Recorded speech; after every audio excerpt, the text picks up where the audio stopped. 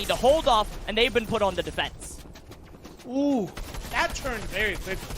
That was one of those fights where you think you have every advantage there, and then all of a sudden they just decide, you know what, no, we're going to push you, and it catches them off guard, which great play by them. Like I said earlier on, your defense has to turn into offense at some point, and they did just that.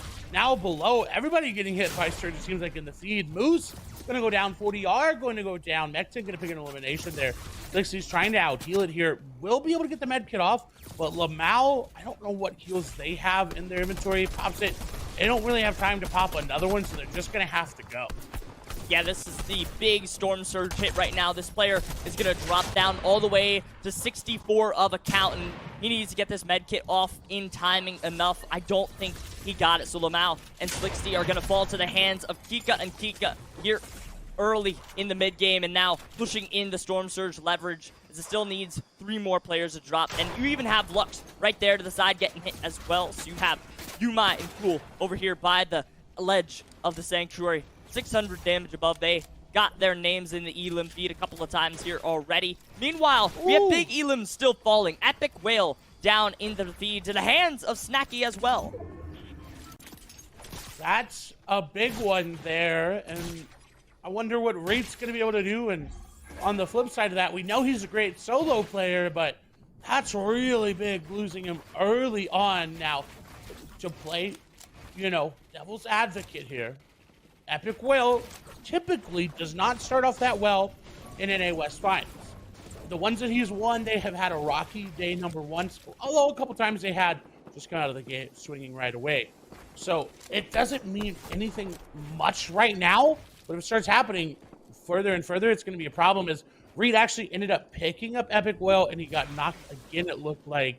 As Reed chug splashing back up, Epic Whale's down. Reed doesn't have a lot of utility in the inventory, is running low on ammos, but set up in a good spot above Surge, does have good mats, so he could clutch out. Get 100% clutch up, and now he's kind of waiting for that Surge to drop down to this 54 point of players around here. Meanwhile, you have so many players that have struggled because of the way of finding that Surge, though Dom and Trey do have it at the moment. They're being held by a different kind of storm right now, and that's going to be the zone. They're just trying to get in. Meanwhile, Blux and many other players are kind of hitting that lobby focus out here. They're kind of stuck in the Konya, the crossroads. It's pretty much become a catty corner of leverage here between these players. Dom down to 50 HP and constantly being ticked down to the zone as well. So as soon as this zone closes in, he's now taking that big 5 tick, and he's not going to be able to survive that one bit out here. They have the campfire, but that's, as you heard, not really going to be much there. They're able to get out for a little bit there. Shots did come through. That's where Dom got that Elim, but again, when you don't have the HP to heal it up, you're just going to end up going down. Zio getting eliminated there by Favs and Snacky, who seem to be on a roll. Now, mind you, last time nobody picked Favs and Snacky on an NA West broadcast. They ended up winning the entire thing, so you got to keep your eyes on them. They are very, very good, but Raze and Parse make their way in. I thought they were going to get eliminated with that Storm play earlier, but able to survive, able to make it here into that 4th zone.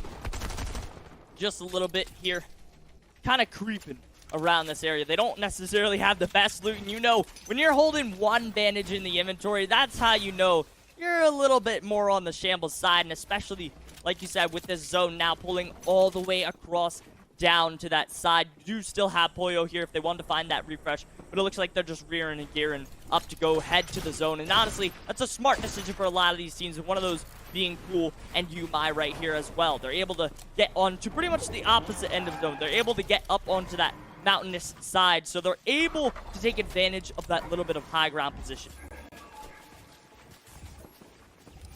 Yumi and Cool barely above. This is where they start. This is where, as a player, you can feel the nervousness come in, if you will, right? 7 above, you realize, okay, I'm good, I'm there, but you got 29 below, right? You're almost there. Nice Elim from Raze and Parse coming through. We'll put them above. That's what you want. You don't want to freak out. You don't want to start panicking, because you got this, right? I mean, these players have played competitive Fortnite, some of them for four years with Epic Whale now, right? So they know how to handle the situation, but you can tell when they get real close to Surge, zone's closing in, it starts to get to them. starts to get to him a little bit more. Especially, I mean, you can't get rid of those butterflies, but once you let those butterflies start to turn into wolves in your stomach all of a sudden, then it starts to get dangerous and you let fear start to creep in. And then that's where you really let your brain start to slip into the cracks of like, oh no, what's going on here? And you start to doubt yourself as far as knowledge goes. And Lux, though, above on that, or no, excuse me, never mind, he's below, 425. Read that completely wrong. Lux, 425 below on the Storm Surge, as he, again, did let the wolves into his brain right now, and now he needs to find either some kind of damage or just pray that he has enough med mist to keep himself alive. I mean, 130, it's enough, but I mean, they were the only person really getting hit by it. It should start to turn off once one more goes down. Salt level will fall there. I believe that is correct. Yes, as you see, it turns off. So they can survive, but Vex is putting down the damage, and it doesn't matter if you have that. Everybody knows that you have no shield. They're going to focus on you. But now, speaking of no shield, Vex has none. He has 100 or 280 HP worth of med mist sitting next to him and is in his inventory, but they're going to have to find those tags quickly. They don't find much, but they find more med mist, so hey, it could work. And this is the thing about the new Storm Surge intact. You have to be constantly looking for damage, otherwise you fall behind first and last there as Pollo goes down, or Pollo picks up the Elim down there onto Vex as well. Meanwhile, Ree, as a solo, picking up the elimination on Ray. So on a 32 HP run there on the right of your screen there, you see Ree on the run to try and get back into zone, needs to find the time to pop the medkit, able to get one last mini off, but does have the 62 builds to be able to protect himself just a little bit more for the time being. This is awkward. He's got a great angle here to rotate through, but Defiables and Cypher see him. I like the layer change, whether it be on purpose or accidental. But unfortunately, there's not much you can do, and the entire lobby is looking right there. Batman, Booga, and Caleb sitting in fourth place. They've got a couple elims, but Caleb takes a big chunk of damage. Zone's pulling to the northeast this time around. Tautai getting an elim there. We do have the grapple glove in Batman Booga's inventory. I don't know about Caleb's, but they're in a great spot right now. What I'm concerned about is their builds.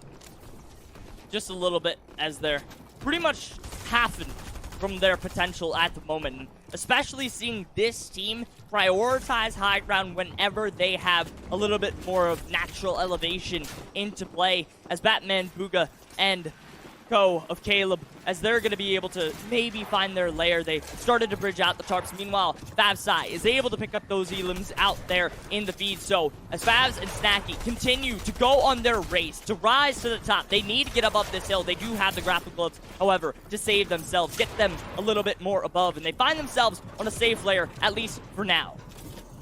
Caleb, unfortunately, going to fall down there to Defiable.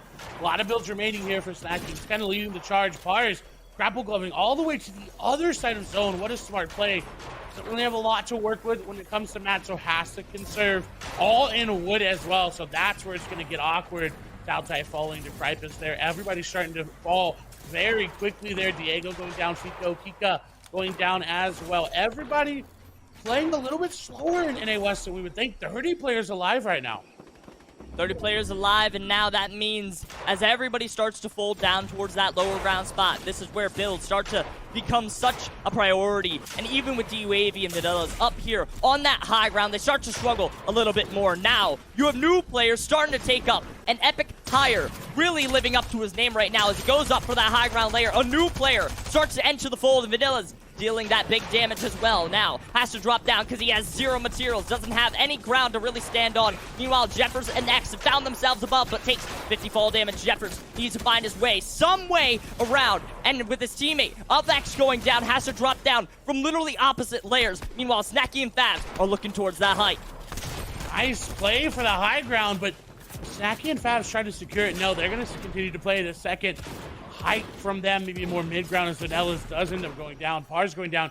Cool, and Yumi somehow end up with the high ground there. Everybody went up. Only one remains up above. Jelty and Krizix going almost down to low ground, but they go all the way. Get the elim there. Unfortunately, Krizix going to fall. HP all by himself. Snacky still up, 10 builds remaining. Fast, not a lot of HP, does pop. Oh, flopper, it looks like shots coming through from Bacon. That's going to take him down. Snacky tries to make a play, but no! Not going to be able to do so. Yuumi and Cool up above, trying to get the shots down, but everyone just falling down below. This is great for them. Bacon going to get eliminated by them.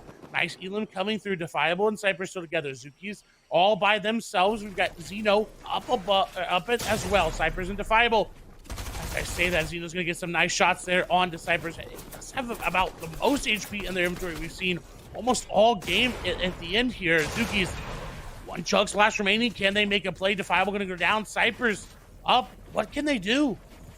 It's all down to how much breath you have in your lungs. The capacity is starting to run lower from any other teams, especially being pressed down here on that low ground layers. They have to move up. Defiable going down in that elimination feed. Meanwhile, Jeffers is trying to find that safe ground. Time to pop the heals is now. But for Source and Wale down here on low ground, they find that Elim onto Zuki's. Meanwhile, Jeffers here in the back end finds that pick. That's going to be Source fighting that elimination. New player comes around the side. Now they need to make their way up here as Yuumi and Cool have taken over height. Cypress tries to stay alive with that Memis in the backside as well. Meanwhile, Source and Wale need to find their way up right now. And Cool and Yuumi need to find their way of materials. They don't have any left. One build in the inventory for Yumi. They're looking to take the shots. Wale hits a big beam. Source only has a little bit left, but shots coming around the side. And Cool and Yuumi pick up the game number 1 VR. Great plays all around, but eventually when you run out of builds on low ground and high ground still is in the zone, not much you can really do. They tried their best, but ultimately fell a little bit short. But hey, second place for Source and Wale looking good, but Cool and Yuumi held that high ground well once the chaotic push happened to high ground. But I'm sure, Lash, there's a lot that we missed there, so we're going to have to throw it on over to Apple, to Ben K, and to Panda to break. Thank you guys so much for breaking down game number 1, and what an incredible game number 1 it was. Man, listen, Wale and Source, it was looking good for them, but unfortunately, Wale, he exchanged quite a bit of damage, to be fair, but unfortunately, as soon as he went down, Source left by himself to 1v2 situation from the low ground, no builds. It's tough for anybody to be able to handle, so a great way to finish and a great way to start the competition, to be honest. That's going to be a huge momentum shift for them going into these. But Ben, what are you thinking, man? How are you liking the way this is looking?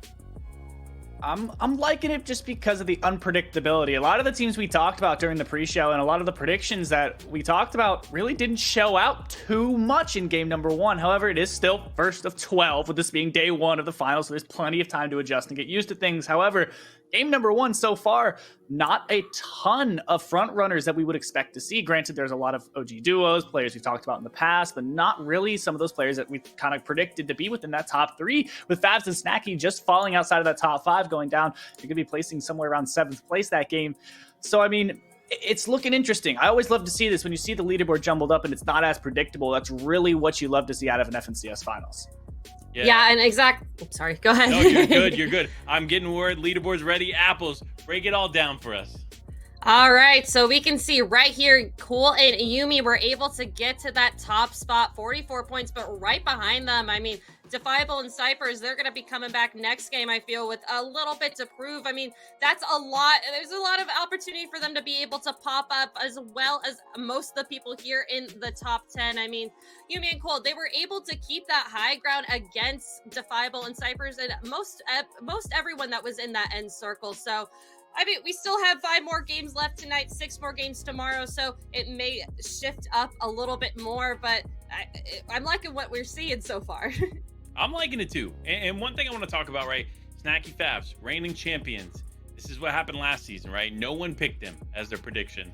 They said, you know what? Maybe this wasn't the best semifinals performance from them, etc. So I don't have confidence in them. But they come out on top in the last FNCS and making that a three-peat there for them. But now here it is. They're doing it again.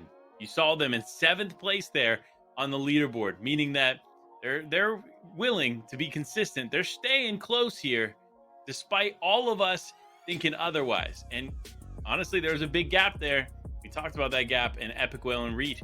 Ben's prediction, not necessarily there. Let's bring up the drop map real quick, because I want to see what's going on here. I want to see where people are finding success and where maybe some other teams are struggling, because it really boils down to how successful you are in the beginning of the game. 100%. Success from the beginning of the game is really what's going to cut it. I mean, you're talking about off spawn. We broke down a few of those off spawn fights initially at the beginning of the broadcast.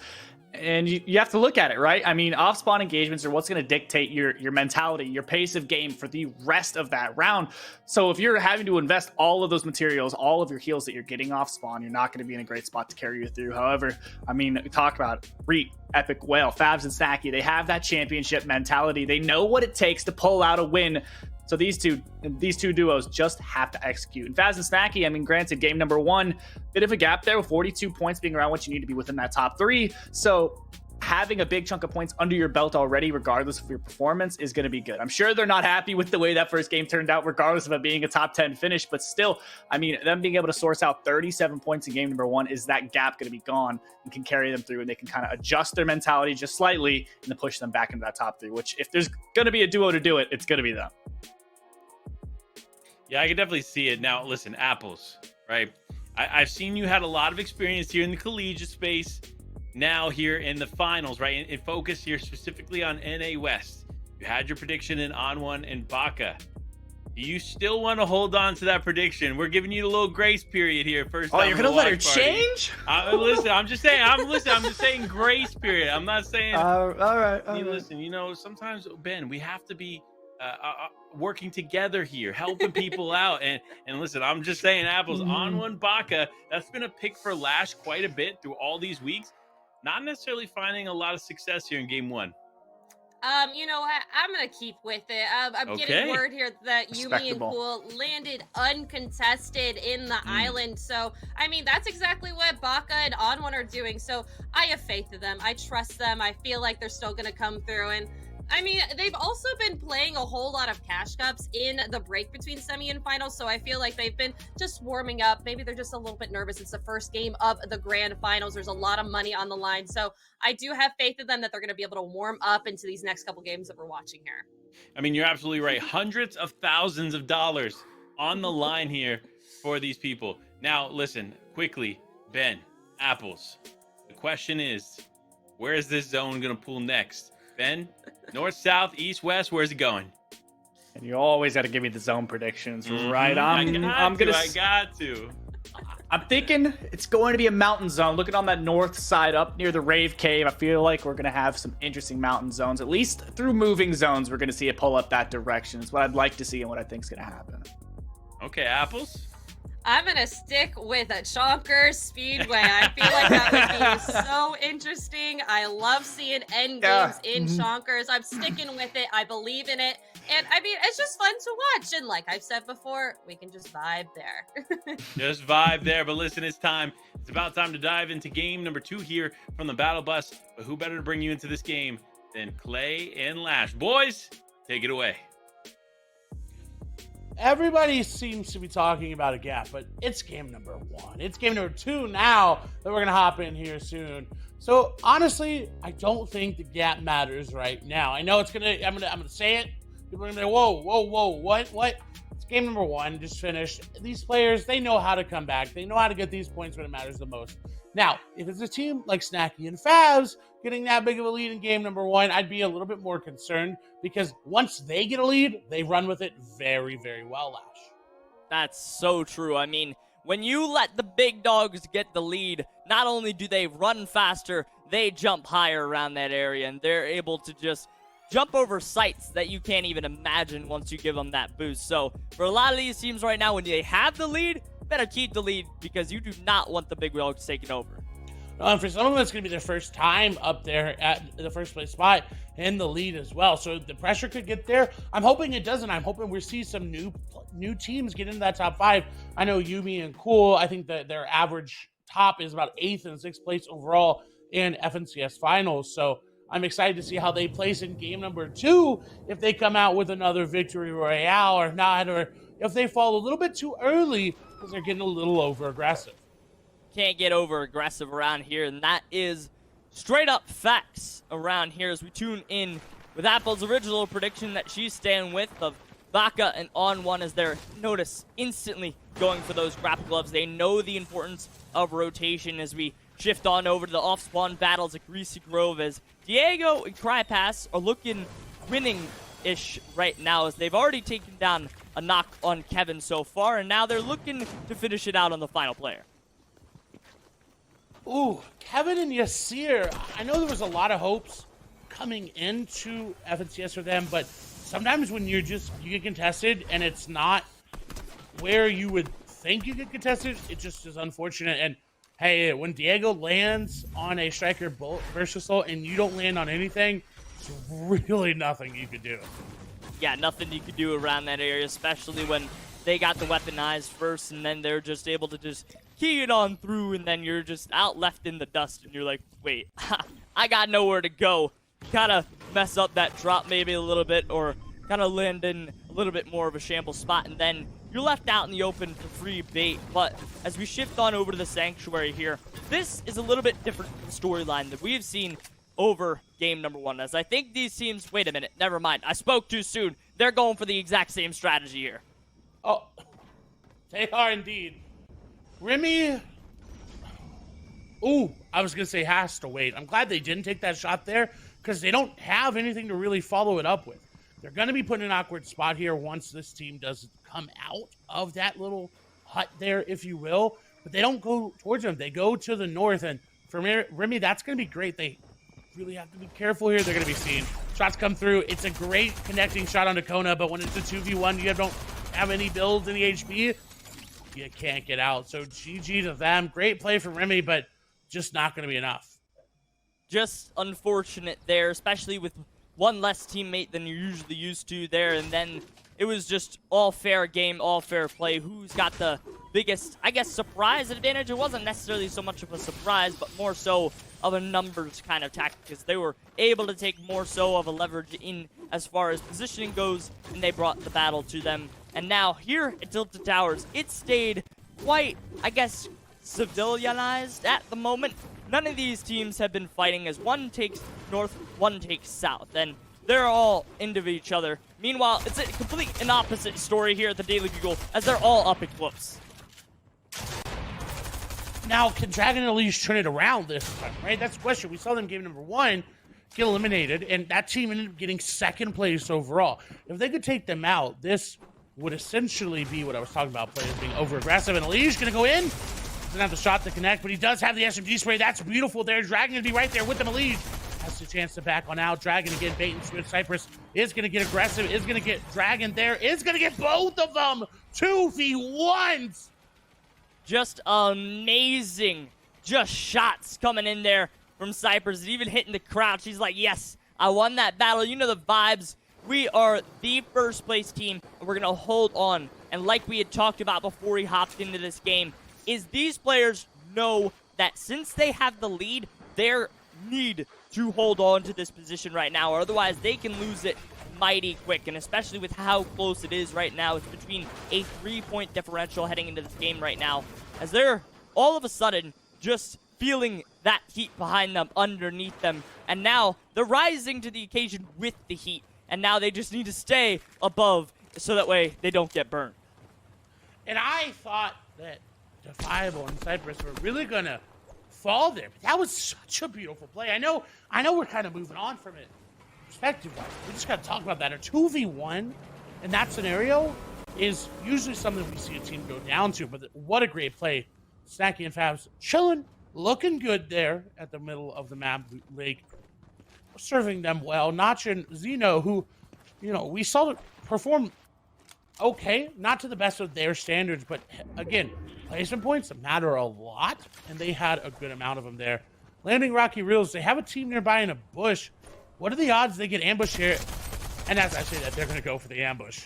Oh no, Taltai and Beast realizing the threat is open, and they want to take the shots here as they've taken over height over 1. Notch down left below, does have the zip line, however, and now a new team also creeping around the side, where Kinzo and Nico also lurking around, and Taltai and Beast just trying to take the correct angles, the correct benefactors as well, and notice how they're covering themselves up here so that way they don't get lasered. Meanwhile, the one team who did leave themselves open was Notch and Zeno there, and now they're getting flat out lasered. Basically, 4 V2'd here, essentially, because of the third party entering the fold.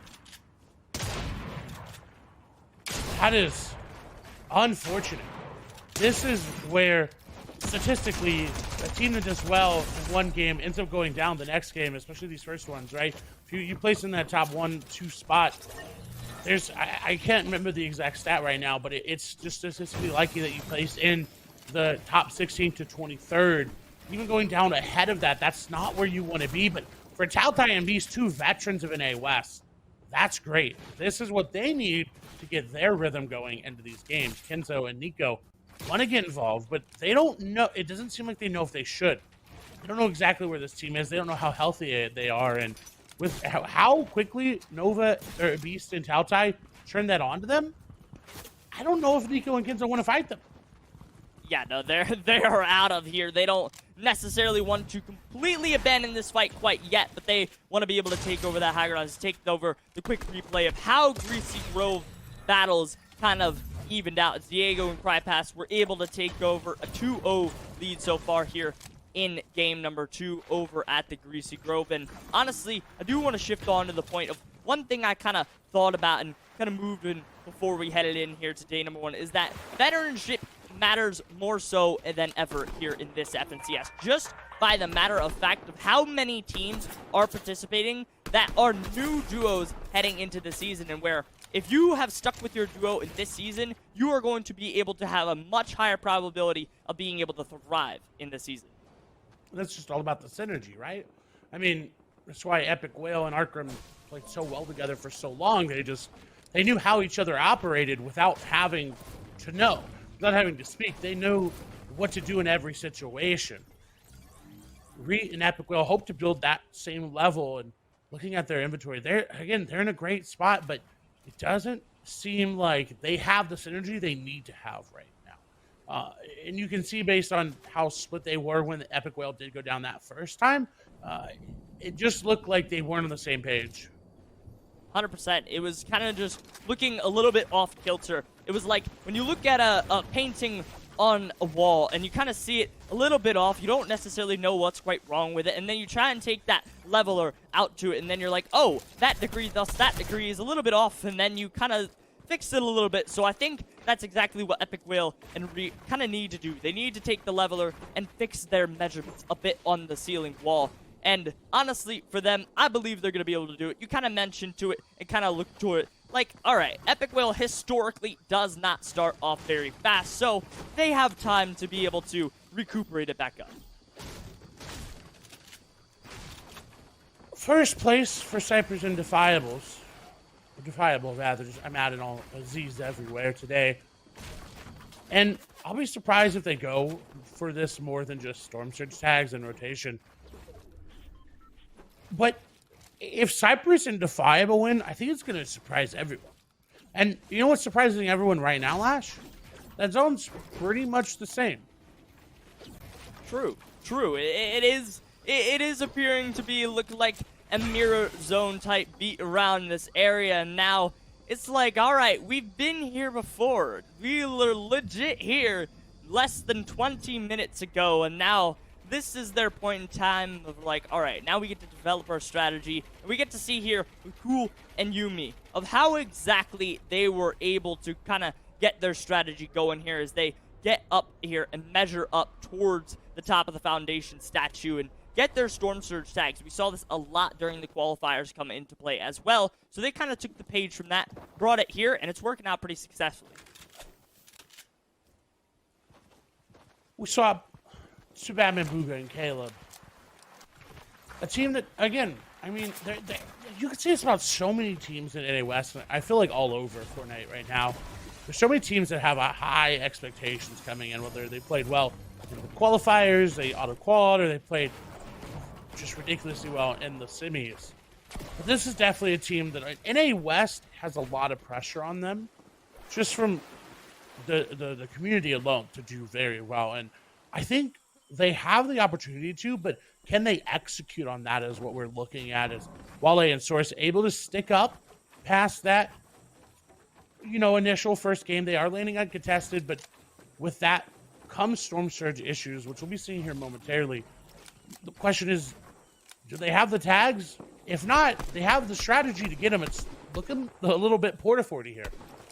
Yeah, just a bit. It's kind of ironic how they've built this up around it. It definitely is looking a little bit porta-forty. They're like, all right, we can't get a porta-forty around in-game as an item. All right, let's build our own one. And then, I don't know, maybe it's a little bit more of a strategy to save less materials. Not necessarily how that exactly works, but now Storm Surge has arisen upon the island, and now teams are going to be constantly looking for these tags. We saw this become a huge issue last game for so many teams, where we just saw the dwindlance of so many players, where they pretty much fell into a position where they got too comfortable, and then they let their guard down.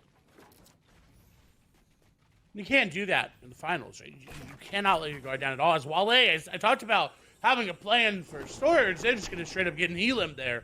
Azukis and Bacon are using these shield kegs well. They're over-peaking while it's healing in, and that's how you have to use them when it comes to competitive Fortnite. You don't really have time for them late game to be thrown down, so might as well get your tags of Surge and trade tags with everybody else while you can just heal up and they can't. And for them, it costs more than a shield keg, more than one inventory slot there. It's a big shield. It's minis. It's chug splashes. It's more impactful.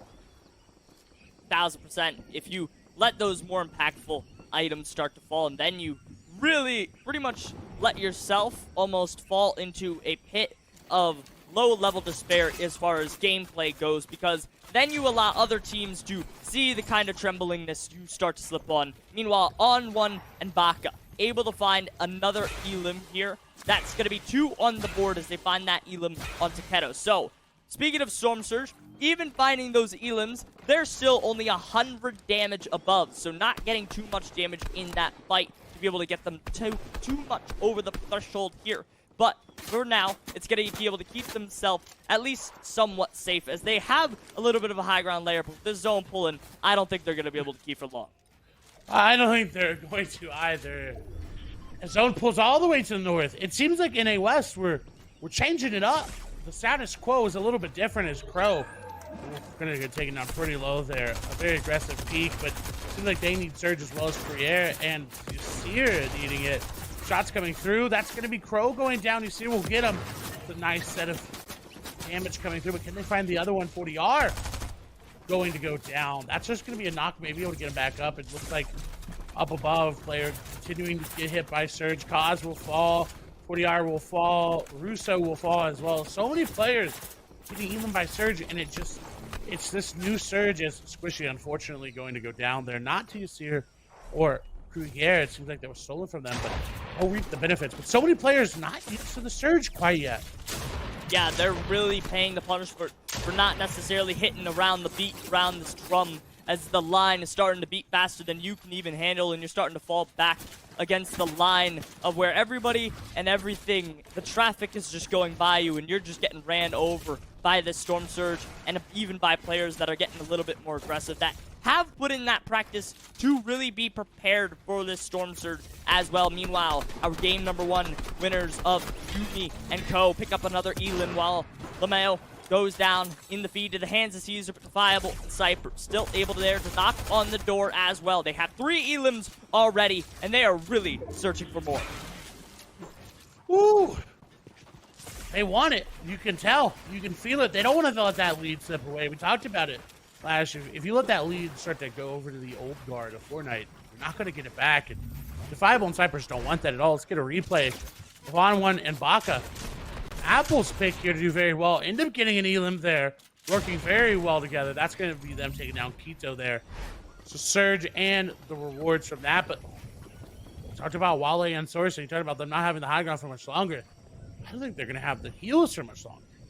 Yeah, no, not one bit here, and especially being in 4th place right now, they need to be ultra careful around the side, literally taking out any peak that they can possibly find without overpeaking themselves, because if they overpeak themselves with how low they are going to get seeked out and just flamed from anybody that tries to take a little bit an overhaul of a peak there, and then they're just going to be like, all right, you know what, we're going to steal your loot, take high ground, give us that free position. You can't let that go, especially if you're Wale in Source in that position. Meanwhile, we swap over to to Mecton and Winston, pretty much on the opposite side. They are a little bit below on Storm Surge, but it's at a manageable amount at the moment as it swapped on over to that second level of Storm Surge. This count needs to drop down to 54 for these players to truly be at least somewhat safe from any kind of damage. Meanwhile, Mecton and Winston are kind of struggling to find these tags.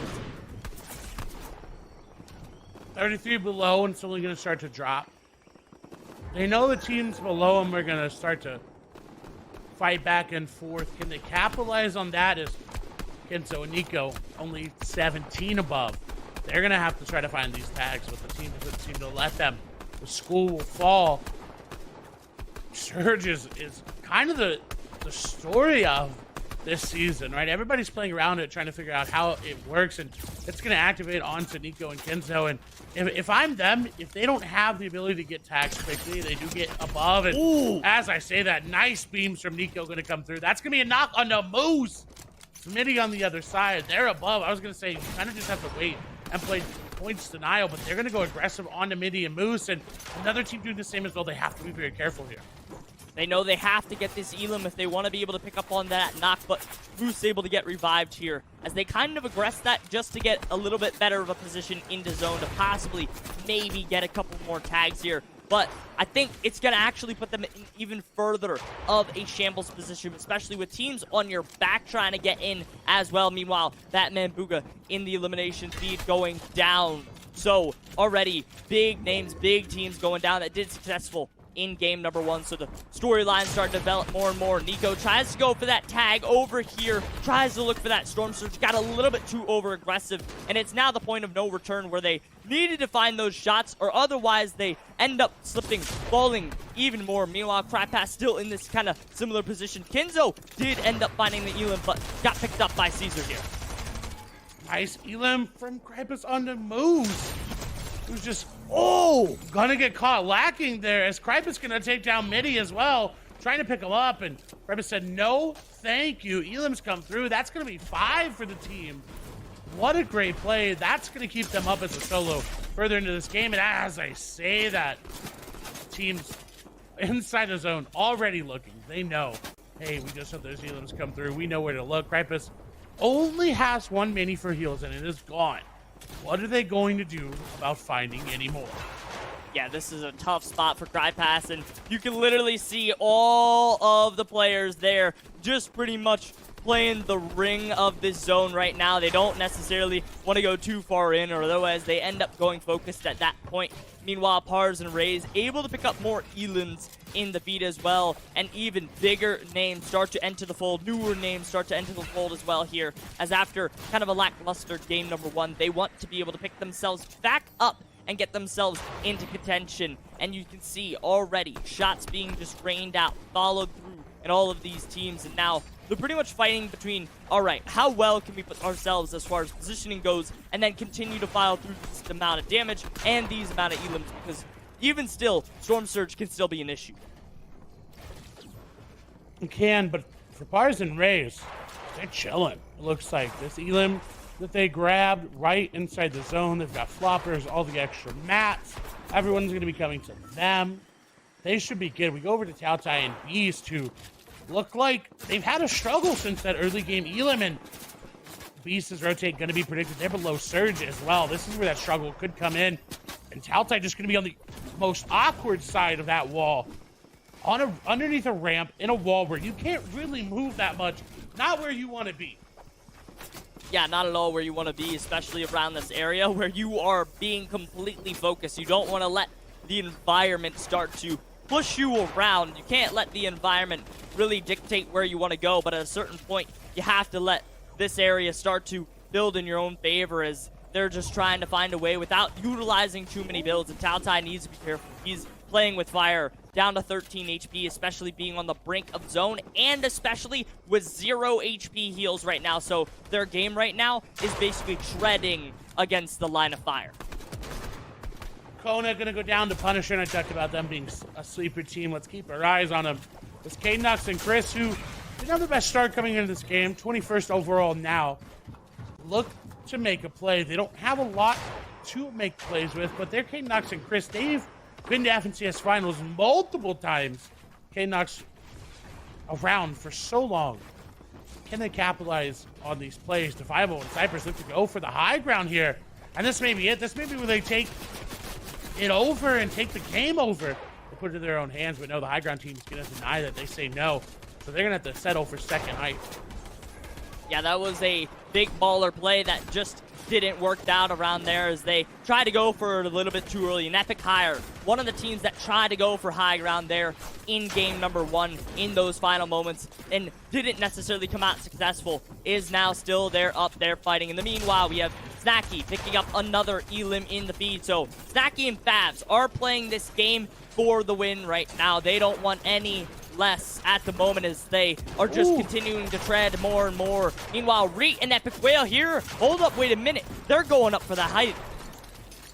They are. It looks like it. Well, they're going to take it. Epic Whale on high ground is going to be Scary Beast. Going to lose outside there, but has the grapple glove and an armored wall just to protect them from anybody coming through. But what they don't have is Storm Surge damage. They are pretty low on that leaderboard of Surge. Jeffers is going to go down. Vanellis picking him up. That's going to be Wavy Jacob and company making the play. Is Epic High are going to maintain the high ground there. Reet and Whale look to make the low ground rotation all the way through. Defiable and Cypress playing ultimate low. This high ground looking good. We see the fireworks in the background kind of signifying the high ground may be the one to win. But with low ground teams like Snacky Favs, Defiable, Cypress, and Epic Whale Reed still up, I don't know if high ground can maintain.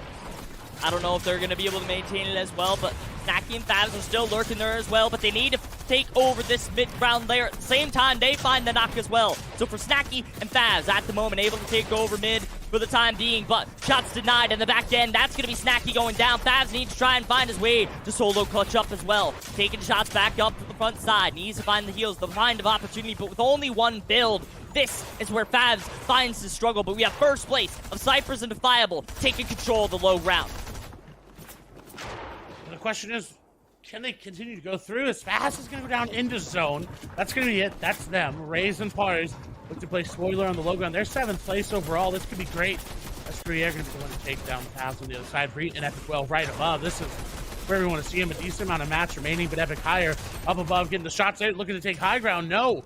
Just looking to pressure him off. Punisher going to go down. Bacon will fall now as well. Landjuck, the only one there. On one, and Baka showing apples. They may have a great prediction here as Landjuck, again, solo, no builds remaining. 89 HP. Not really a lot to work with here in these final moments. Bobby Brown and Epic High are continuing to put the pressure on down. Cypress and Defiable to find an elimination on the Landjuck. That's going to give them enough mats to keep going on the low ground. Gruyere going down to Cypress. That's going to be another Elam 7. Now for them, the lead keeps building as Epic Whale and Reed look to take him down. They take down one. Can they find the other? Defiable has to try to clutch up a Parson Rays on the other side. Where can they go? Can they go up? Yes, they can, but no. The cone going to block them off. Pars and Rays going to be able to do it. And now 2v2v2v2. What can Epic Whale and Reed do? They're going to take the high ground here, Lash. They want it all for themselves. They said we may have not had a great game 1, but we want to finish it out in game number 2 and claim our spot back on the top of the leaderboard. But on one, and Baka seem to deny that right now. They want to take it out with style, but Epic Whale's got to be careful down there on low. Gets taken out, and Pars and Rays looking to hold on to their own ground at the moment. Now they're treading lightly around their own ground. Meanwhile, Reet right in front of them, sneaky around the cone. And you got to be careful with Reet. He knows how to hit his one pumps, but on one, and Baka taking over height with very few builds. Nah, call it 0 at the moment. It's flatlined down to nothing. Meanwhile, Reet does still have that opportunity. Tries to take the side peek, gets big damage around the side. But now Pars and Rays need to be careful around this right side. Reet trying to get into the box, into the fire. But now, as he gets in, Pars needs to hit that final shot, gets the knockdown, the full elimination. And now, he's on the search, in the run for glory, but he gets surprised by on one, and Baka pushed the fight for the Victory Royale in game number 2. Hey, and Panda may have been wrong offering Apple a chance to switch their prediction because they came out swinging. They say, no, there's a reason that she picked us, and we are going to show you why. Just a big run from the high ground there from on one, and Baka to be able to take the race, the run from height, drop in, get the free surprise attack onto them as they take home the VR there in game number 2. And you're exactly right. They were like, all right, Apples, you know what? We're going to show you. Don't swap from us. We got you. Has some great plays all around. Defiable and Cypress went down with a lot of eliminations. So how is that going to affect the leaderboard? Let's actually throw it over to Apples, Ben K, and Panda to check it out. Thank you so much, Clay and Lash. And look, I know Apples is excited. On1 Baka doing an incredible job there. And listen, deserving. That was played to perfection. You had two of the best teams on NA West down below, and you just played that so methodically, or they played it so methodically, that it was a no-brainer for them to walk away in the first spot. But, Ben, man, where's your prediction? Finally getting the top 3 there, but I don't know, man. It's not quite as dominant as I expected. Hey, it's still early, all right? It's still early. We've got 12 games, 2 down, still pulling out a top 3. Very solid showing, but they're going to have to kick it into gear if they want to pull it through. But, man, I did want to touch on that end game was so stacked. Absolutely nuts. We saw Reed and Epic, On1 and Baka, Pars and Rays, all in that top 3. An absolutely crazy ending. An absolutely crazy leaderboard with Defiable and Cypher pushing themselves into that first place position. Yeah, Exactly. They're doing big things here. No Apples. Break it down, because this leaderboard is stacked here in the top 10. Oh yeah, I'm feeling pretty good about my pick here, Buck, and On1. We're able to move up 19 places up into the top 10 spot. And also, Defiable and Cypress are still in first place at this point. And honestly, I feel the top 10 at this point is going to get a little bit more dicier as more teams, more players get a little bit warmed up. We're getting to that third game, and everyone's just ready to pop off. I mean, Baka and On1, they had 2 eliminations by the third zone, which is completely different than their first game. I mean, I'm very proud of myself. I'm just going to say I wasn't going to switch my pick, and I think I stuck by my team. And, you know, guys, thank you for making me look good on stream. Listen, I mean, literally pat yourself on the back, because you had the opportunity to change, right? After that Game 1 performance, and sure enough, you did. And now your pick is ahead of Ben K picks. A lot of the other people on the broadcast, I'm not going to say specific names, but everybody picking Epic Whale and Reed, they're actually in 13th place right now. So while that was a top 3 performance for them, it's not as dominant in eliminations. And then something must have happened in that Game 1 that we just didn't get a chance to see, that has led them to kind of be held back a bit here on the leaderboard. Now, one thing I'm curious of is, how do players as dominant as Reed and Epic Whale clear their mental and stay focused to being the best players that they can be? What are you thinking, Ben? Because you were a pro. I'm just saying. Whatever you want to define as a pro, but sure. I mean, granted, have some experience within the competitive space, but I'm no champion. I mean, I don't think anyone here, I mean, we can only imagine what a championship mindset is like for these two, what it actually truly takes to win an FNCS. You have to be the best of the best of the best, and it's just something you can only imagine. I mean, granted, Epic Whale has so much experience, been around for so long. If there's anybody that's going to be able to pull their teammate together, rally, and be able to make that adjustment, it's going to be Epic Whale. But I mean, you have a rough 2 games. It's okay. You've got 12 in total. You just have to relax. You got to make the small adjustments, analyze, and decide what you did wrong. Maybe take a look at the VODs. Maybe you've got a coach or a friend who's watching the FNCS and watching these games closely. Shoot him a DM. Say, hey, don't know if you got to see our games at all. What are we doing? What can we change? Anything you notice that we don't know already. I mean, whatever you can do, bring in that information, take in as much as possible, and try and adjust. Because if you're looking at these two, they're about as close to perfect as you could get. So these changes are going to be small. They just have to go in there and find them. Yeah, they definitely do. Listen, I want to thank everybody here. Thank, obviously, Apples hopping on for the first time here. Ben K, obviously a returning face. But I also want to thank chat. We got Vanks FN in the chat. I see you guys. I see Sift. I see War in the chat. Will from Maryland. What's up, Will from Maryland? Hope you're doing well. Listen, super excited to have all of you here. Ben Penn in the chat, an NA West notable name there. So thank you for stopping through. Oh, Connor, of course. Listen, Connor, if you don't know, guys, Connor predicted Landchalk and Punisher. He told me only to talk about them if they won that game. But I have faith, buddy. Don't worry. They can come back. I promise, man. But I think it's about time here. We got to throw it over to our casters and let them break down some final thoughts before we get into game number 2. Lash, Clay. Yeah, we're about to hop into game number 3. And my final thoughts on that is, where is Snacky and Fabs? You know, we've seen them do it well, right? But they're just not playing the same FNCS we've seen them do in the past. So what are they doing? What's different?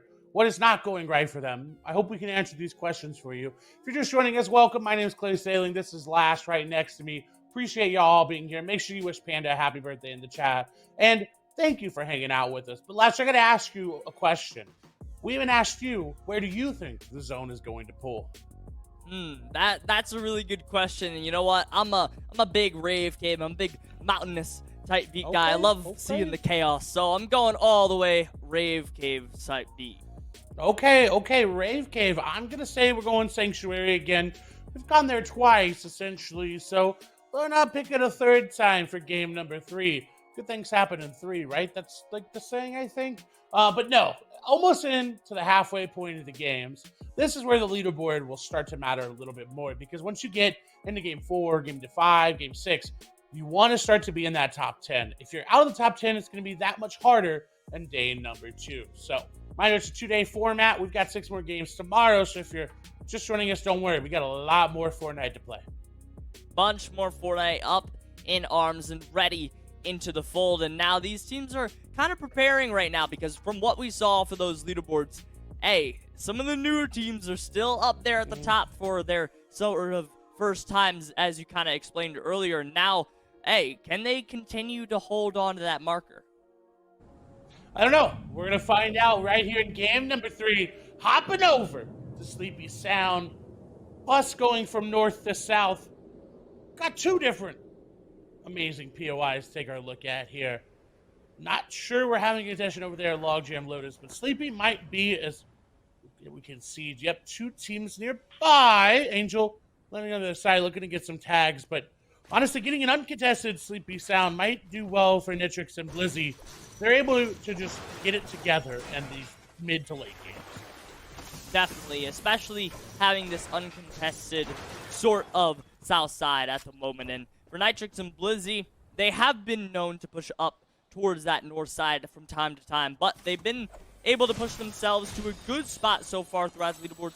Nothing too crazy, though. So I wouldn't be too surprised to see this team at this sort of entering into that kind of halfway point. All right, exactly initiating what kind of change that they could be making around that sort of side. And honestly, wouldn't be too surprised to see that kind of violation kind of go around, as they'd be like, all right, you know what? It's time to push around that battle. And we're even seeing players that were once originally uncontested, like Nico in the feed, now picking up Elims as well.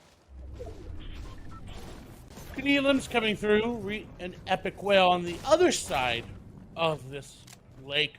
Looking to get some tags on the Snacky and Fabs, and they've been going back and forth this entire season here at this BOI, so they know how each other fights. And Reed's honestly just trying to bait out shots and get some early Storm Search tags in. So hopefully for them, they're able to continue to do what they did last game and get into that top 10. Honestly, if they had taken high ground, they'd win the game there. It's one of those things where if you can put Epic Whale on high ground with anybody, he's going to do well.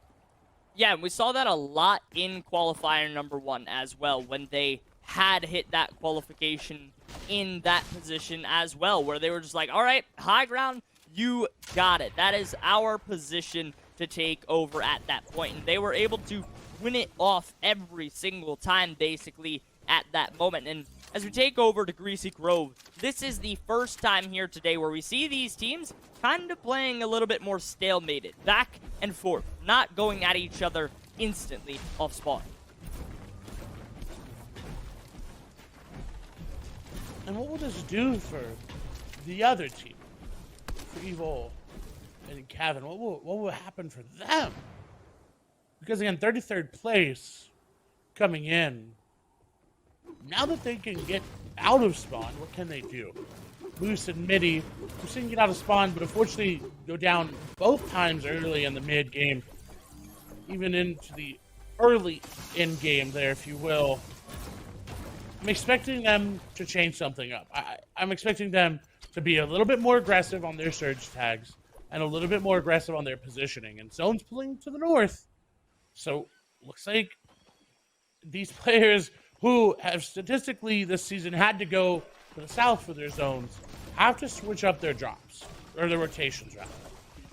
Yeah, they got to make sure they're prepared, you know, and even kind of like how Ben had mentioned there just before game on the desk, where you got to be able to make sure you call in maybe a couple refugees where you're able to, like, all right, we gotta have our coach here. We gotta make sure we have everything in our arsenal so that way we are able to be prepared, especially heading into this weekend as well. Making sure you are the most prepared around here as well, as you can't be lollygagging here in finals. You gotta make sure you are ready to take home that prize pool, that ranking up into the top, because I mentioned it in game number 1.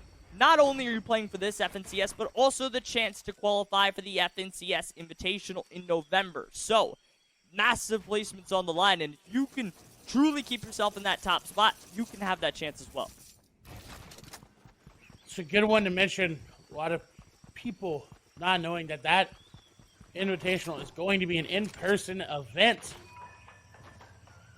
Fortnite's going back to him as Mechton unfortunately going to fall down to Angel, and we saw that Angel was landing up near Shifty and up near Sleepy, so a push coming through. Jelty and Krizik 15th place, so not too bad for their first set of games.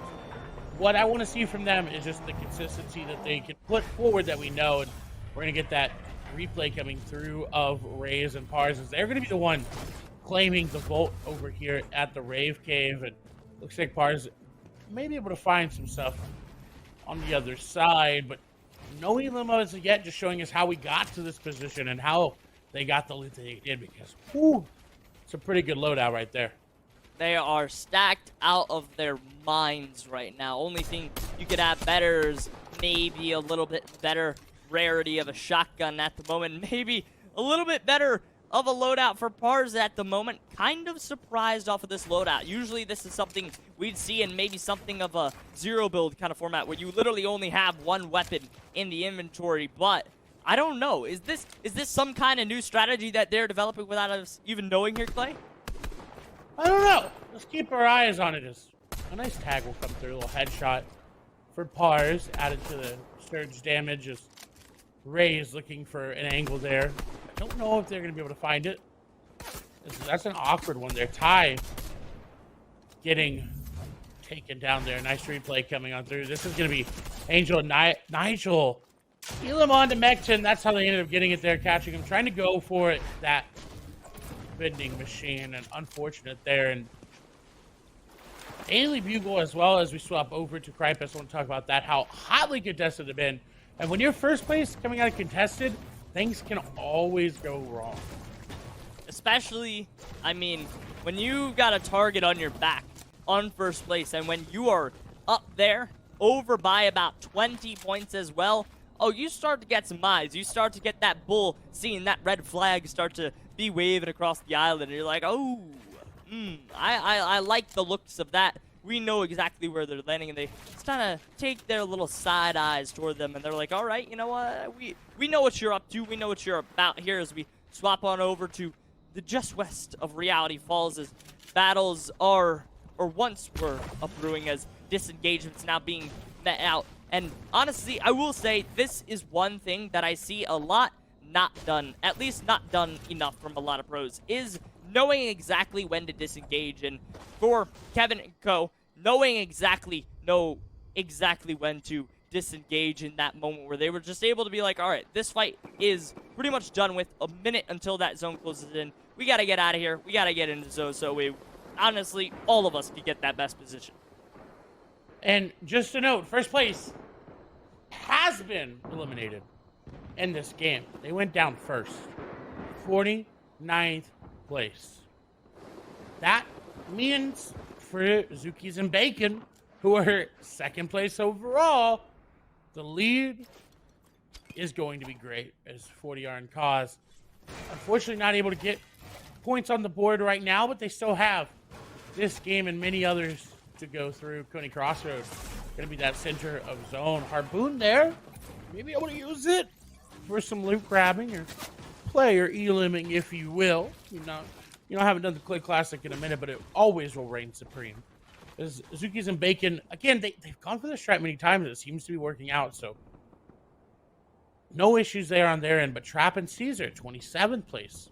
You've seen the feed, Nico going down, and this is where NA West every single time will start to slow down compared to the first two. First two, we've already had, I think we were already below 90 players up in the lobby. Now we're at 93. It's a slow playing game, and so games 3 and 4, game 5 to 6 start to speed back up. NA West likes to just relax, fill out the lobby a little bit, and going over to the Daily Bugle.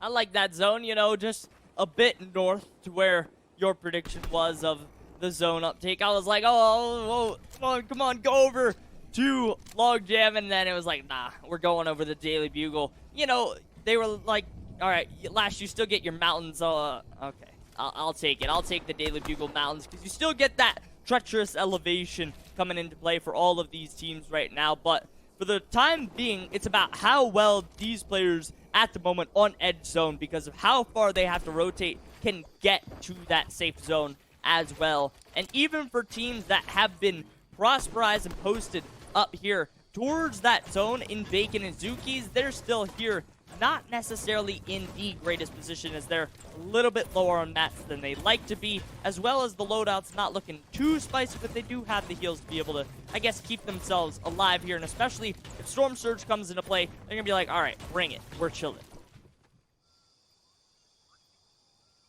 An opportunity for them presents itself. Will they capitalize on it, or will they let it slip away? We'll find out here very shortly, because next zone will determine a lot. Notch gonna hit a couple good shots there, putting him and Zeno up a little bit on that Storm Surge leaderboard. 94 means we got a reboot coming through. Now 92 is, looks like School and Jackveer will fall to Beast and Tautai. Good Elam's coming through. You see Snacky and Fabs just built up there. Wale and Source separated by a lot, but I don't think they're that concerned, as I've seen this happen many times in competitive Fortnite. One teammate goes and refarms all their mats, and the other will sit, build up, wait for tags, and we'll wait for Surge to see if they're below 239, and they are going to update above. Thought as it updated down there below, they wouldn't, but that's still not safe, Lash. As what we're seeing is you need to be about 150 to 200 right now.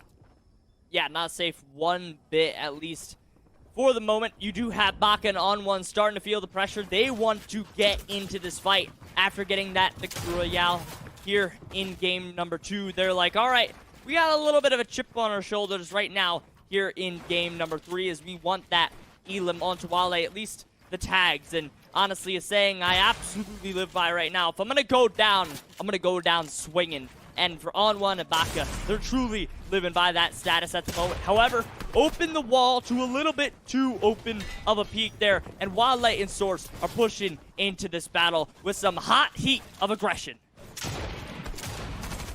I like it from them. I like that they need this Elam when it comes to overall match. You don't want to be 95 right now. And that's going to be a nice set of damage to do, but no! They were a little bit too over-aggressive. Odd1 going to go down. Wale getting traded out. That's going to be two teams fighting back and forth. Baka trying to get out. 7th versus 9th place there. 11th getting involved as well. That's the bubbles of the leaderboard coming through, and everyone but Notch and Zeno seem to have lost them. Everyone just continues to file in here to the Coney Crossroads right now, and Baka is just trying to hold his ground around here, while Notch and Zeno are trying to, I guess, stay in the relevancy of this battle, as well as that leaderboard right now. You kind of mentioned it there.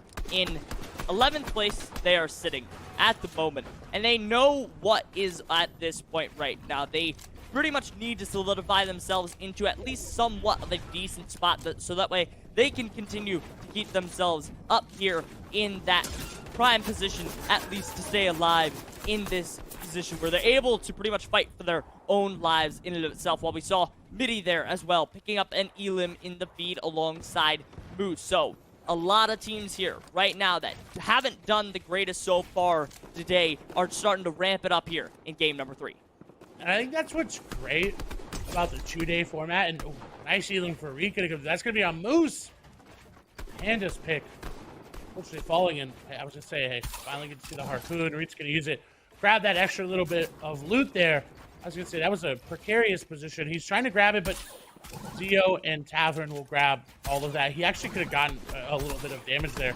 Grabs a little bit more than what Zio and Tavern are grabbing, and it seems they're gonna let him have it for free. They went for the loot, and I don't know if they knew where it was. Batman Buga and Caleb on the other side. Nice damage. I was gonna say we're teetering near Storm Surge, but now should be fine with the damage that Batman Buga just put down. What is concerning here, Lash, is that Batman Buga historically has an issue with managing ammo, and you can see it coming to fruition now. 300 SMG ammo, but only 22 AR ammo as we move through Yasir and Krier going aggressive in Coney Crossroads. Looks like they're going to take down Source, 2 HP, barely able to get out. I'm not sure how he's doing it. He's slippery, smoothing around here while Yasser and Krior were once below on that Storm Surge threshold, but Storm able to come through and able to help out as Krior picks up that Elam here. So they're 165 above. So not only did they have to worry about Storm Surge, but also that Storm starting to come into play via the zone as well. So as they kind of grapple glove to the front side, trying to at least get to that position, they need to be overarchingly basically armored walls up and ready to take in the shots from players like Snacky and Favs right here, as well as they have the literal eagle's eye above everybody right now as they try and maybe look for those tags and free pick'ems in the back end, because +2 points right now from Snacky and Favs could be massive for those leaderboards. It definitely is going to be, with first place being out, right? That's massive. But they have to convert on this, right? It doesn't matter if first place goes down if nobody below them does well enough, right? And I'm talking about nobody close below them, right? I'm talking about 10th place, 15th place. If you're not there and you do well, you'll get into that top 5, top 10, but you're not going to increase that lead. So you're looking at those players that are close. You're looking at EXE and Jeffers, who are relatively close. Jeffers, I don't know if they have HP. Tavern will fall. Surge still active for now. I believe it'll turn off here momentarily. Raise and Par's a team, again, that's close. It could make the impact happen, but it seems like everybody this game, Lash, is just struggling on these rotations. Struggling trying to get in, and one of those teams, including a Vex, you can see there on the left side of your screen right now, X is literally handling in the complete and utter lobby focus coming in, and even Pars and Rays in a very similar quite up position.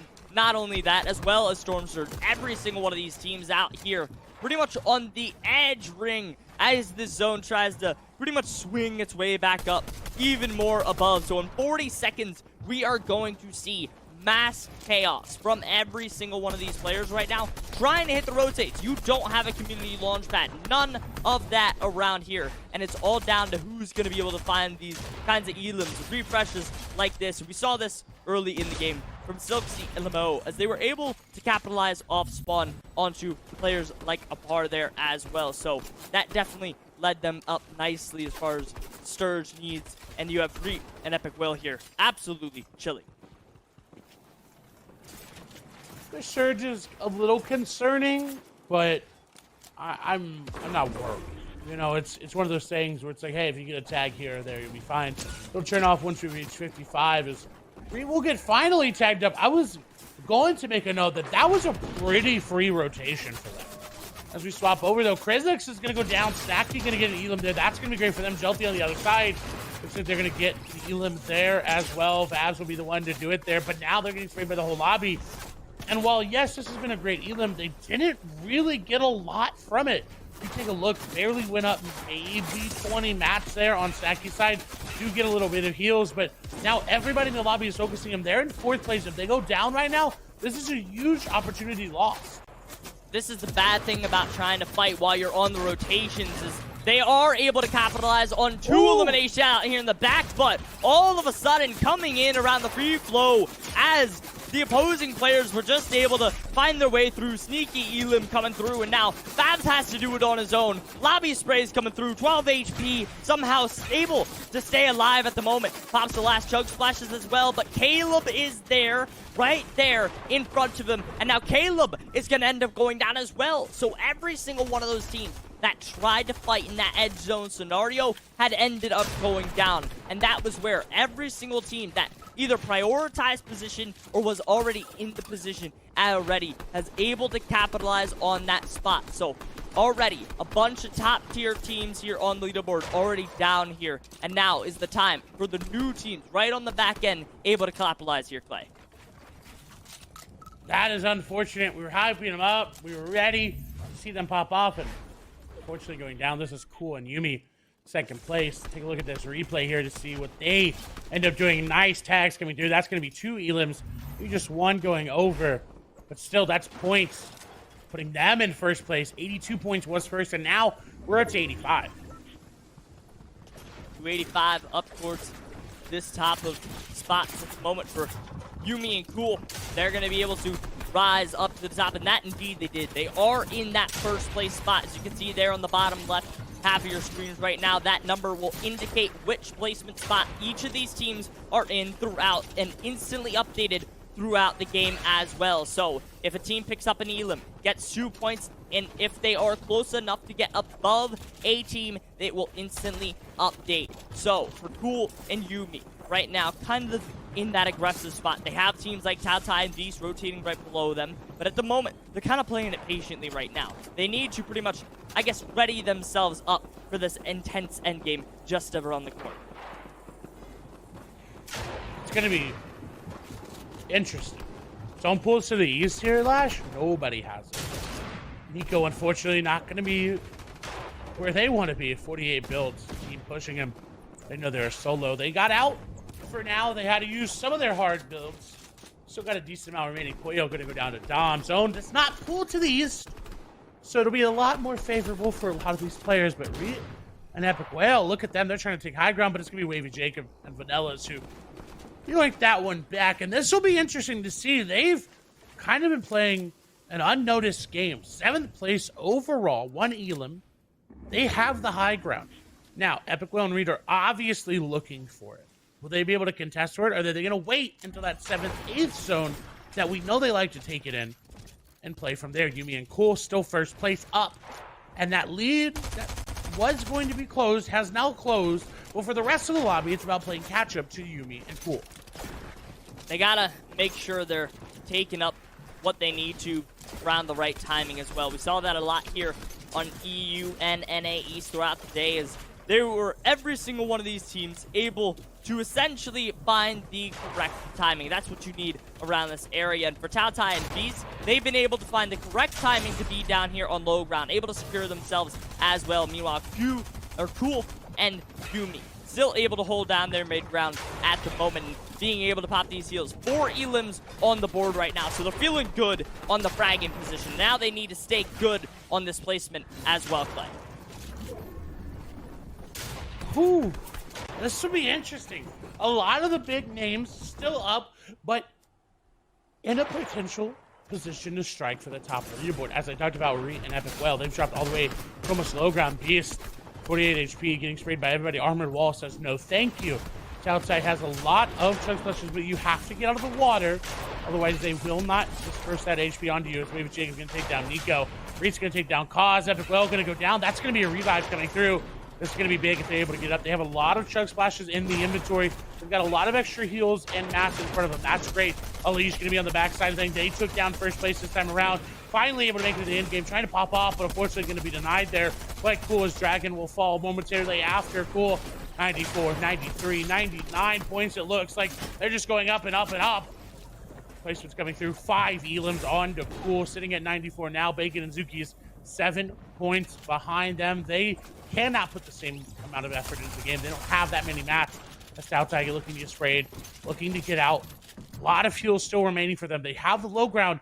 They're running out of room as Reed and Epic Whale are trying to make their claim for it. Reed building very well. Cool and Yumi just sitting, just waiting, and they get a moment to breathe. Flash. They pull zone.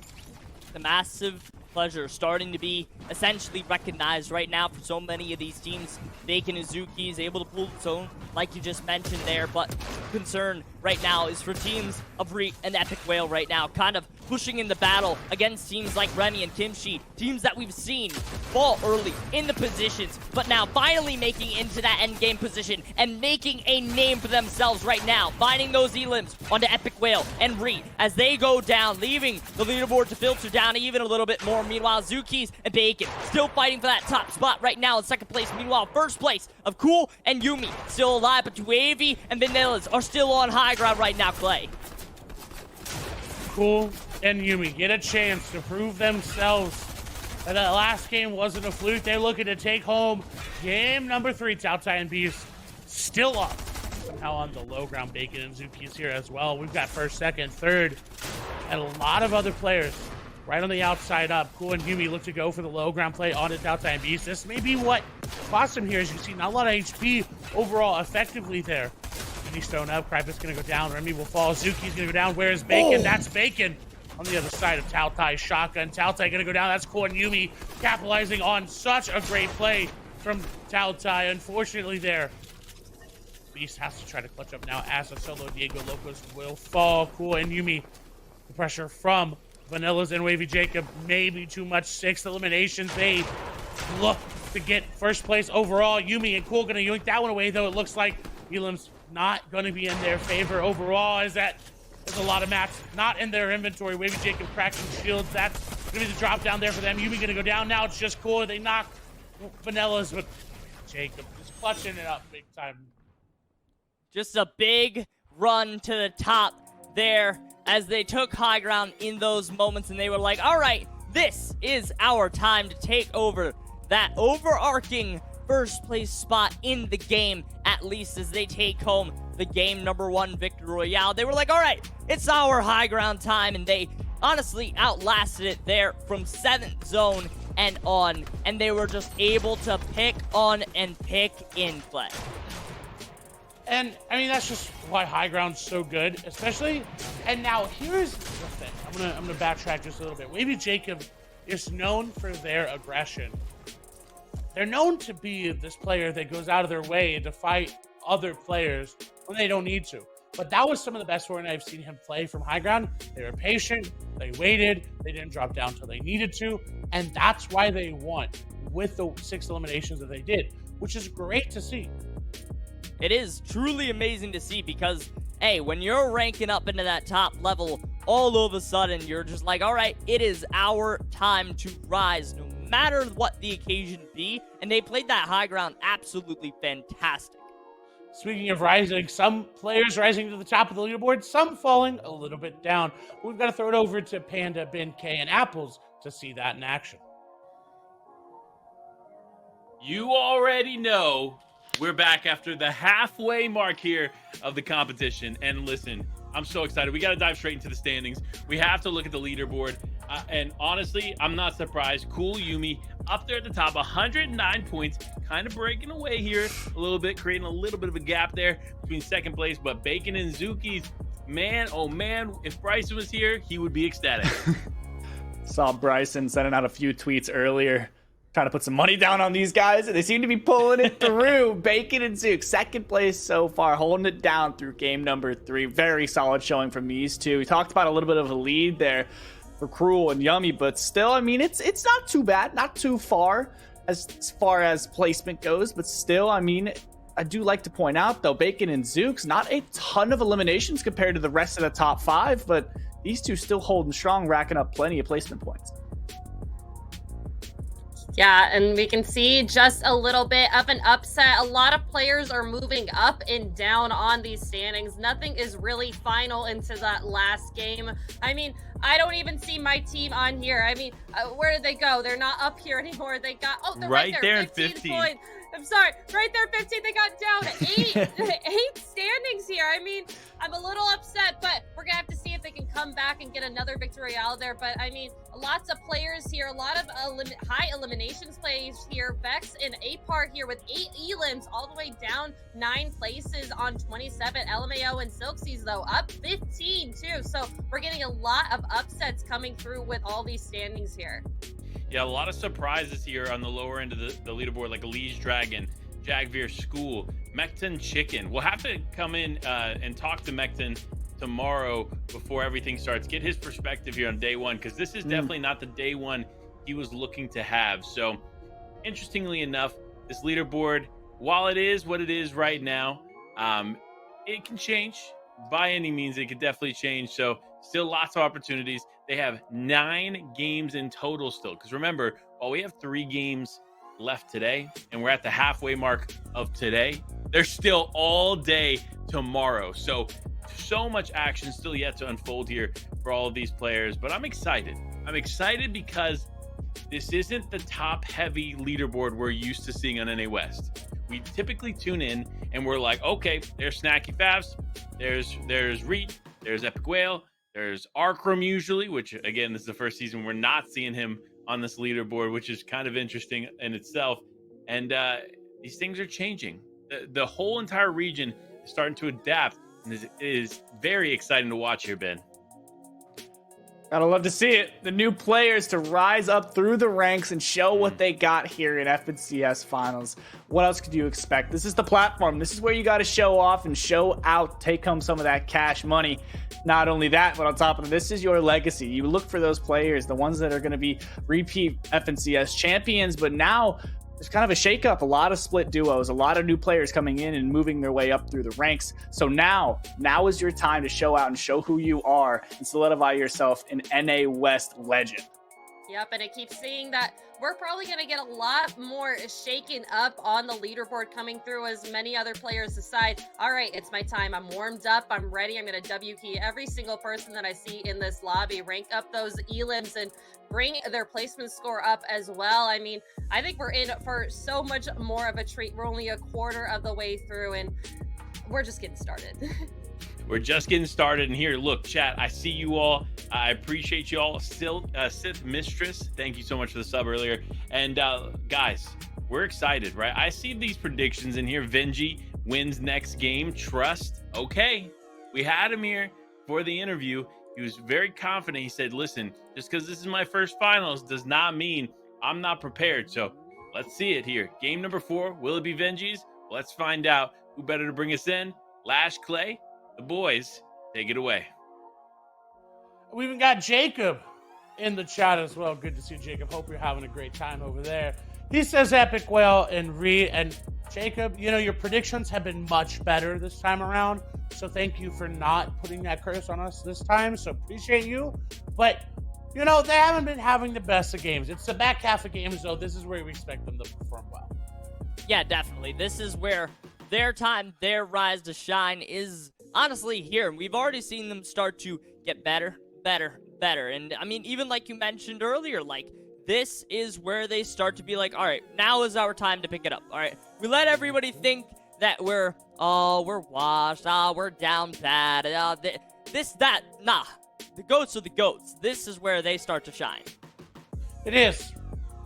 But can they do it? I mean, right, they're new team forming up. Some of them old teams not performing as well.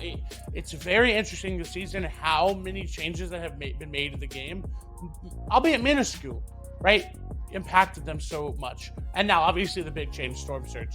That has changed the way a lot of these players play the game. And that Storm Surge has been in the same way for as long as it's been implemented. And now, just being changed, you can tell some teams are taking a little bit longer to adapt to it. Yeah, definitely. They're kind of moving in, and now we get to see how they affect those strategies here in game number 4 here as we enter the second half, diving straight down into the island. And maybe we see a couple strategies shift around here too, Clay. I doubt we'll see drop spot changes just yet. We don't ever really see them in competitive Fortnite until game 6 or game 12. Defiable going for a pickaxe fight. Who's going to come on top? Not Defiable. Sniper's on the other side. Not going his way either. Elige and Dragon take it again, so they're 2 for 2. Okay, what is going on here? Elige and Dragon just out of nowhere, essentially, been able to pull it back as even after the 1v2s and all of the above, still able to rain out. They still are able to go around, but the battle for Sanctuary still reigns on as well. Meanwhile, Par and Vex and Remy and Kimchi have pretty much stayed even throughout the entire time, and now you even have third parties still lurking around. That'll be Jeffers and Co. kind of just taking shots. They have been lurking this entire time, and they're like, all right, that's enough of letting you all fight without us getting a piece of the cake and the action, as they're like, all right, we want a bit of that Storm Surge damage in that battle as well. Back over. There's such an interesting fight to happen. Is a pickaxe fight? I gotta respect it, right? That's the thing. You gotta respect a pickaxe fight, no matter the level of competitive Fortnite. But man, getting a pickaxe fight in competitive Fortnite in the FNCS finals, not something I would have expected today. I'm gonna be real. Yeah, no, definitely not something I would have been like, oh, you know what? Predictions-wise, yeah, let's get a pickaxe fight going. And you know what? Let's get it on the top roof of the Daily Bugle. You don't see that every day. That is absolutely for sure. And especially when you have a team up there in the top 5 as well, willing to go for that sort of battle. It's like, all right, what exactly is the overall spectrum of plan you're really going for here? And a team I want to take a peek at here is Bacon and Zukas right now, as they're kind of out here in the midst of their own, as they took over that second place spot right now after game number 3. And so far, they are looking mighty good right now. Like Panda mentioned, if Bryson were here, he'd be ecstatic. I don't think we would hear the end of it. I'm going to be honest. I think we would constantly hear it, just kind of like when Panda was right about picking up that FNCS, when I still hear about it all the time. But no, I mean, rightfully so, right? You pick a team, they perform well. You pick them the whole season, they perform when no one else thinks they can. Speaking of a team finally performing, it looks like the other team... Hold on, actually, as I'm saying that, this is a different team landing at Greasy Grove. Seems like the initial team already of Kevin and Evol rotated out. So I want to see what happened with them, because they weren't performing too well, then finally figured out the drop. Were able to survive into those mid to late game scenarios, but I'm not seeing them right now when we move over to Chonkers and Bucking on one Apple's pick, as they're going to take down Kanye West. Only one other player here on the other side. That's good surge tags. Great early game fighting, because the quicker you can get it done early, the more time you have to loot, as the demon up above doesn't really have a lot to work with when it comes to heals, but 22 mats and a decent shotgun, they could maybe clutch it up. Hey, possibly, maybe, but honestly, out of the confidence from Baka and on one right now in this battle, I think they might be able to take this out if they can really make their way up towards height. They know this battle is up here. Cones go out into the midst of things, and on one Baka playing these angles just magnificently off spawn here over to just in between POIs of the Synapse Station and the Chonkers. They take advantage of that Storm Surge not only, but also Elam points. So that's going to be plus 4 points to their total here, as they are in 12th right now here in game number 4. So they're looking to make this game a crack into the top 10, top 5 type of game, because that would just be massive for them. We swap over to Beast and Taltai. I was wondering where they were landing exactly. They stuck to this gas station, or they swapped it up, and turns out they stuck to it, and it's doing them quite well. They're able to rotate over to Rocky early. We saw them get tags, and finally, and the fourth game, the zone is to the south. So for them, it's been fine either way. This is one of those POIs that it doesn't really matter where the zone goes. You're always going to be in that first zone.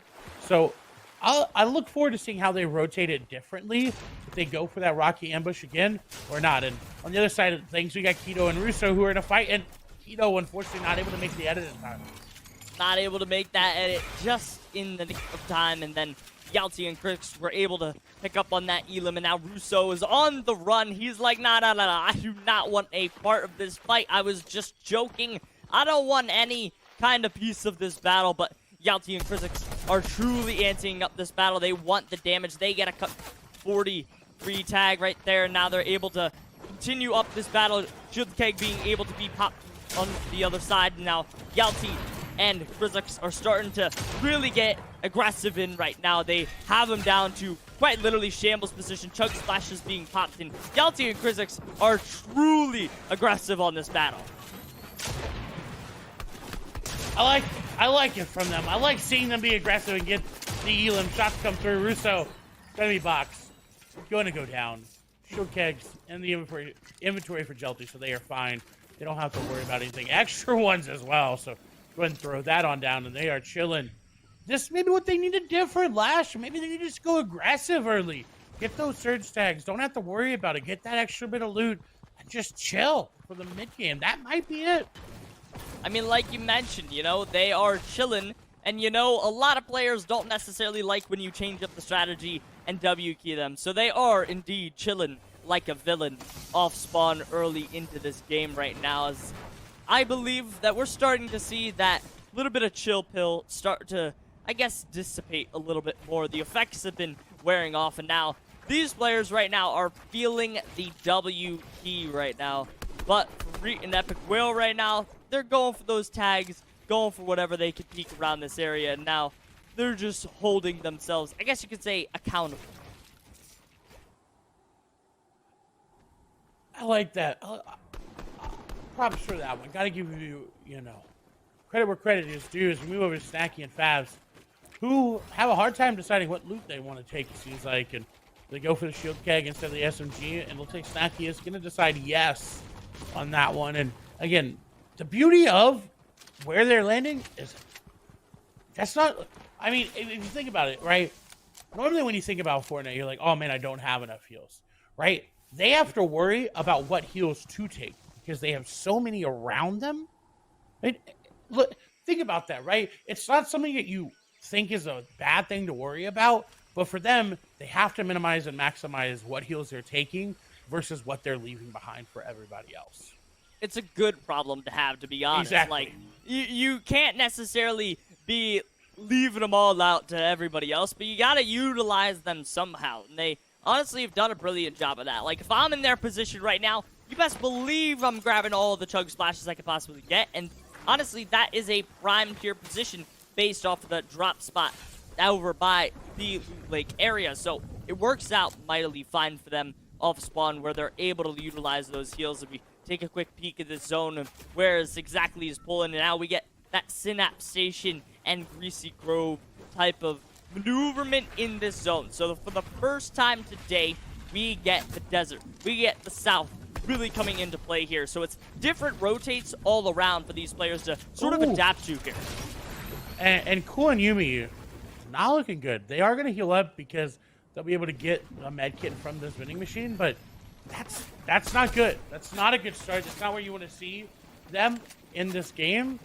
So we have to keep our eyes on them. NA West, again, slowing down 88 players in that second zone. Stormchurch going to hit hard once it activates. As Yomi going to take down Salt Lover there.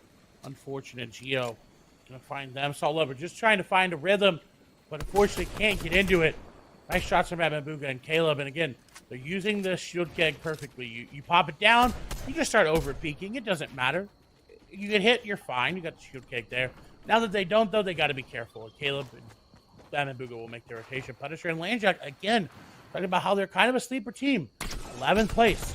Not over asserting themselves too early. Just kind of playing at their pace that they always play at. And they're looking great, Lash. They're styling out here. They don't, like you said, they don't want to, I guess you could say, overbearing themselves at the top, because then they start to, I guess, retain that focus. So they're playing at their own pacing, and they're like, all right, you know what? You guys can go crazy, at least for now. We know we have the 8 games throughout the 2, or I guess you could say 3 counting this game here today, alongside of the extra 6 in the final day tomorrow. So they know they have time. And honestly, that's the same thing that a lot of these teams have to take into account, because at the moment, they're kind of letting the environment of this game, of this day number 1, get to their heads a bit. And then that's where you start to let your mind slip into the pacing, because then you kind of lose sight of the overall goal.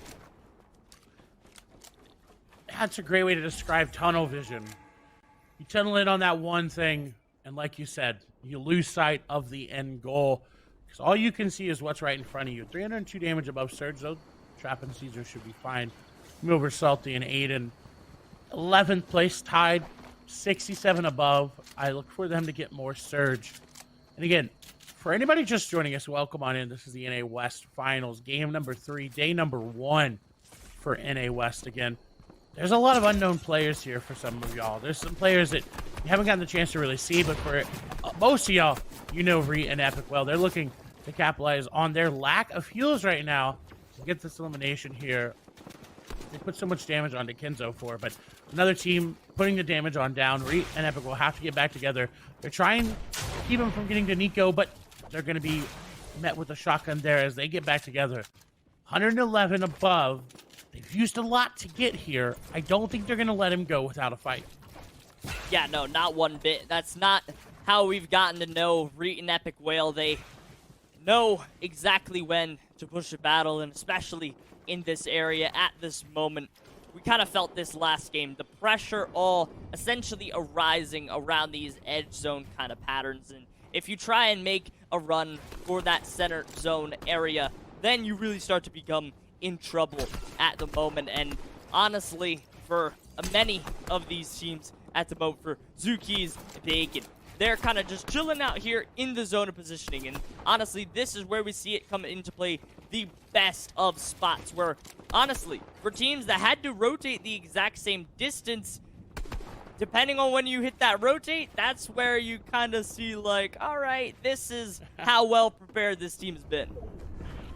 Beast and Taotai looking for tags that they don't necessarily need. Looks like they were actually just trying to get Elam there, Dragon and Elige, and Pixie going back and forth. Kika, unfortunately, going to go down with Kika there. They fall. I think it was going to be Caesar and Taotai that put most of the damage down there. They can look for a team of Edge Zone, 8th place. They're doing quite well with their loadout, Kevin and Evo. I talked about them adapting to be able to get out of Greasy Grove, but what is an issue for them, they haven't really made it here yet, so they haven't dealt with Surge today. Seems like Moose on the other side of that cone, not going to get tagged up. Yasir will fall. Gruyere going to go down as well. Kevin trying to find some tags, but it's just constantly many. They can't out-heal the Surge. They're going to have to find some damage quickly. Favs and Snacky putting some damage down, but Favs takes a lot there. Cause returning the favor. They're going to take down 40R. That's going to be Elam number 1. How many do you think they're going to get last game? The last one they ended up with 6-7, I believe. Yeah, they ended up with a lot of Elims last game, and now it appears as the games continue to go on, they feel themselves get a little bit more aggressive throughout the battles, and now they get a little bit more comfortable as well as being able to take those fights. And honestly, for a lot of these teams that have made it this far, for the first time here today, are struggling the most with Storm Surge. So I can see that Elam coming out and Count coming in from Favs and Snacky even more in the battle. But for Diego, one of those teams that is in the top end of the leaderboard right now in the battle, in the overwhelmingness. Meanwhile, Epic Higher going down. Bobby Brown left to himself, and the box fights come on in through. Diego able to find the loot into that pattern as well as the elimination, able to armored wall up. Big Elam's already going out in the feed. Pars going down as well. So as a lot of these top tier teams are starting to brew into the battles, we can see some huge shifts already going down with now Reet and Epic Whale down and out in the elimination feed as well. They actually went for a fight, and Reet was able to clutch it up, but unfortunately not able to get the revive there onto Epic Whale, and they both end up going down. Nico will fall. Diego had zone favor this entire game, and now unfortunately lost it. One Elam still up. They put the damage back down, but they get caught trying to heal him. Pollo and Zio looking great. They take him down. Dragon gonna go down there to Surge, it looks like. Actually, probably fall damage. They knock themselves, and Surge will just eliminate you. So I think they took too much fall damage there. Let's see a replay. What happened to Reet and Epic Whale? They end up taking down Moose and Midi in a great fashion there. Epic Whale does end up taking down too low here, it looks like. And no, actually, it's going to be Reet that ends up going down. So my apologies there. Reet does get fully elimed, and Epic Whale just wasn't expecting there to be someone in zone that far late after him. And it's going to be him falling. Got to be ready for that. Yeah, that's the sad thing, essentially, about these battles of brewing around that kind of outer edge type Z. And around here, that's where we see, like, all right, do not fight. And we saw it especially last game as well. I mean, we mentioned it before as the zone started to close in. You cannot take those fights, and I'm surprised that Reeton Epic Whale originally did take that battle as well against Midi and Moose, because it basically took them down both into that edge counter of zone, as you saw Kinzo being able to clutch up in that position and pretty much live out the fruits of both of those elims of the teams. And now, as the zone pushes even farther down south, teams like Fab, Snacky, Chris, Kadenosh now trying to make their way. River rotates around here, and at the moment, you need to keep rowing, otherwise you're going to get caught up, twisted by the turbines. This is going to be an awkward zone for a lot of players. Look at Jelty and Krizix, though. Sitting pretty well, just maybe their game. And look at their fortress. They've essentially built Landjock and Punisher.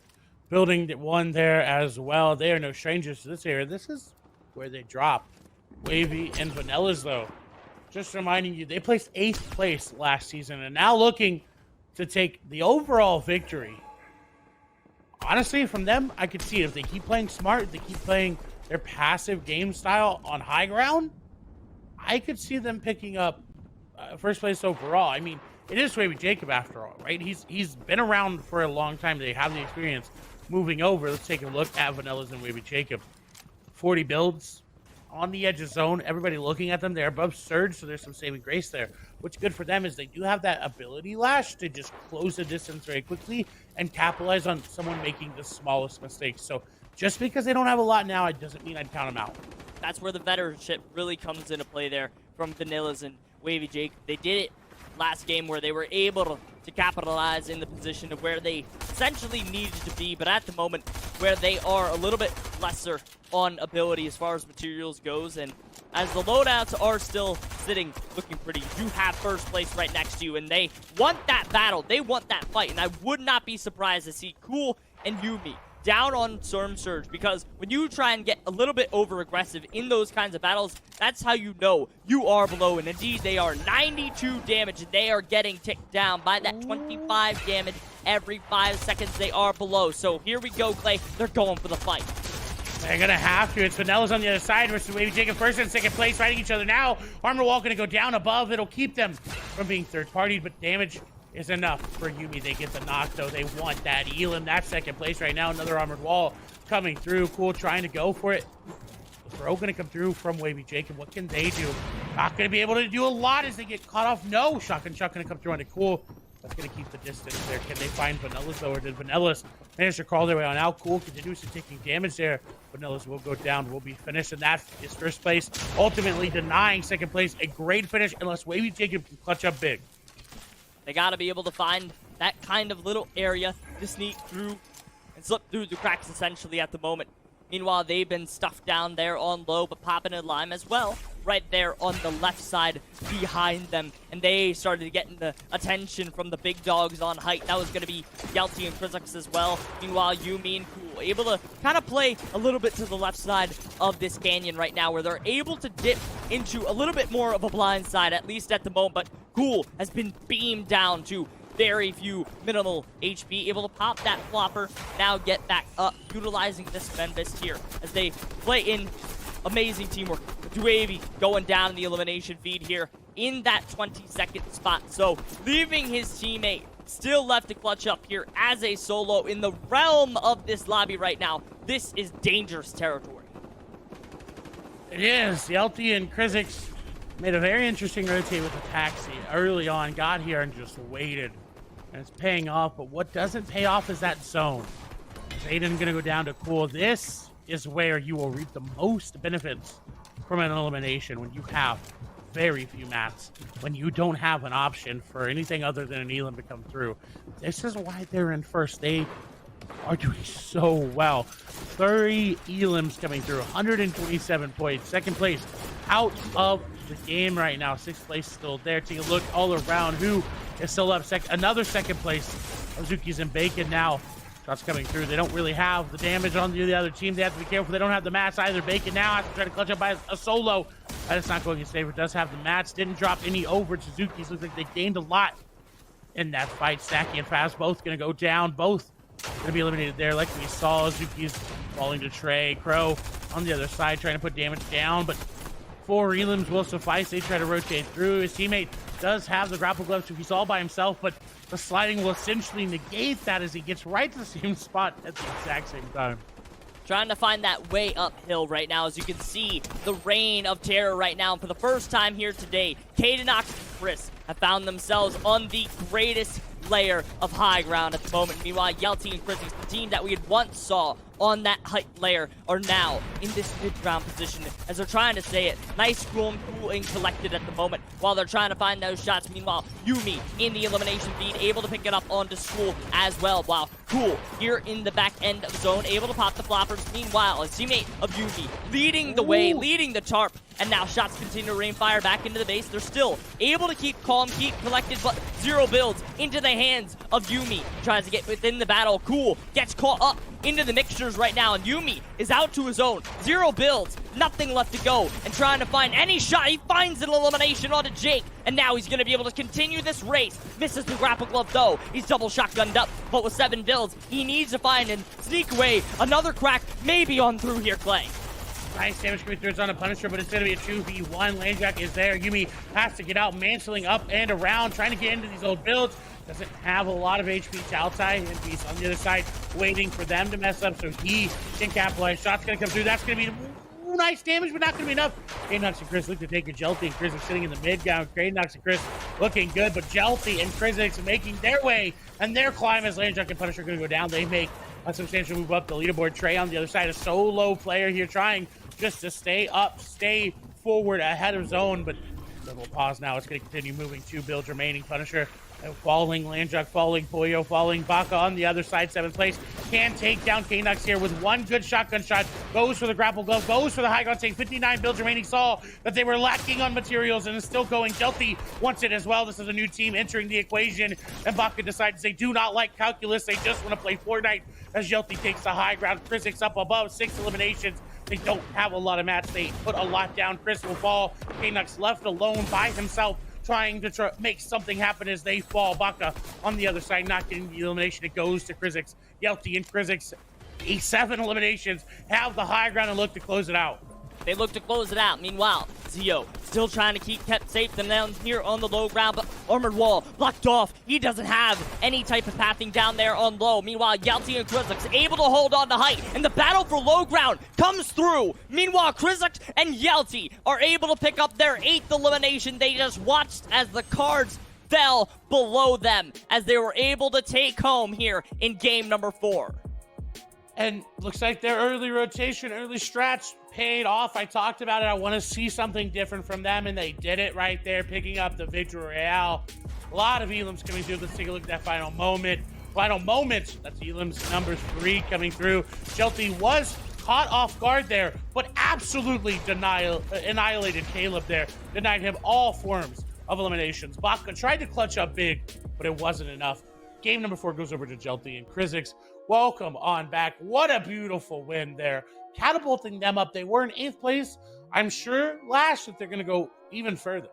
Just straight up skyrocketing, and you called it even as they had high ground a little bit earlier in the moments. You were like, all right, if they can take home this high ground, keep it up. They were able to, I guess, lose it a little bit and then pick it right back up. They were like, all right, Clay, we got you with that prediction. They brought it home there in those final moments. 8 elims is going to do a solid job for them on those leaderboards.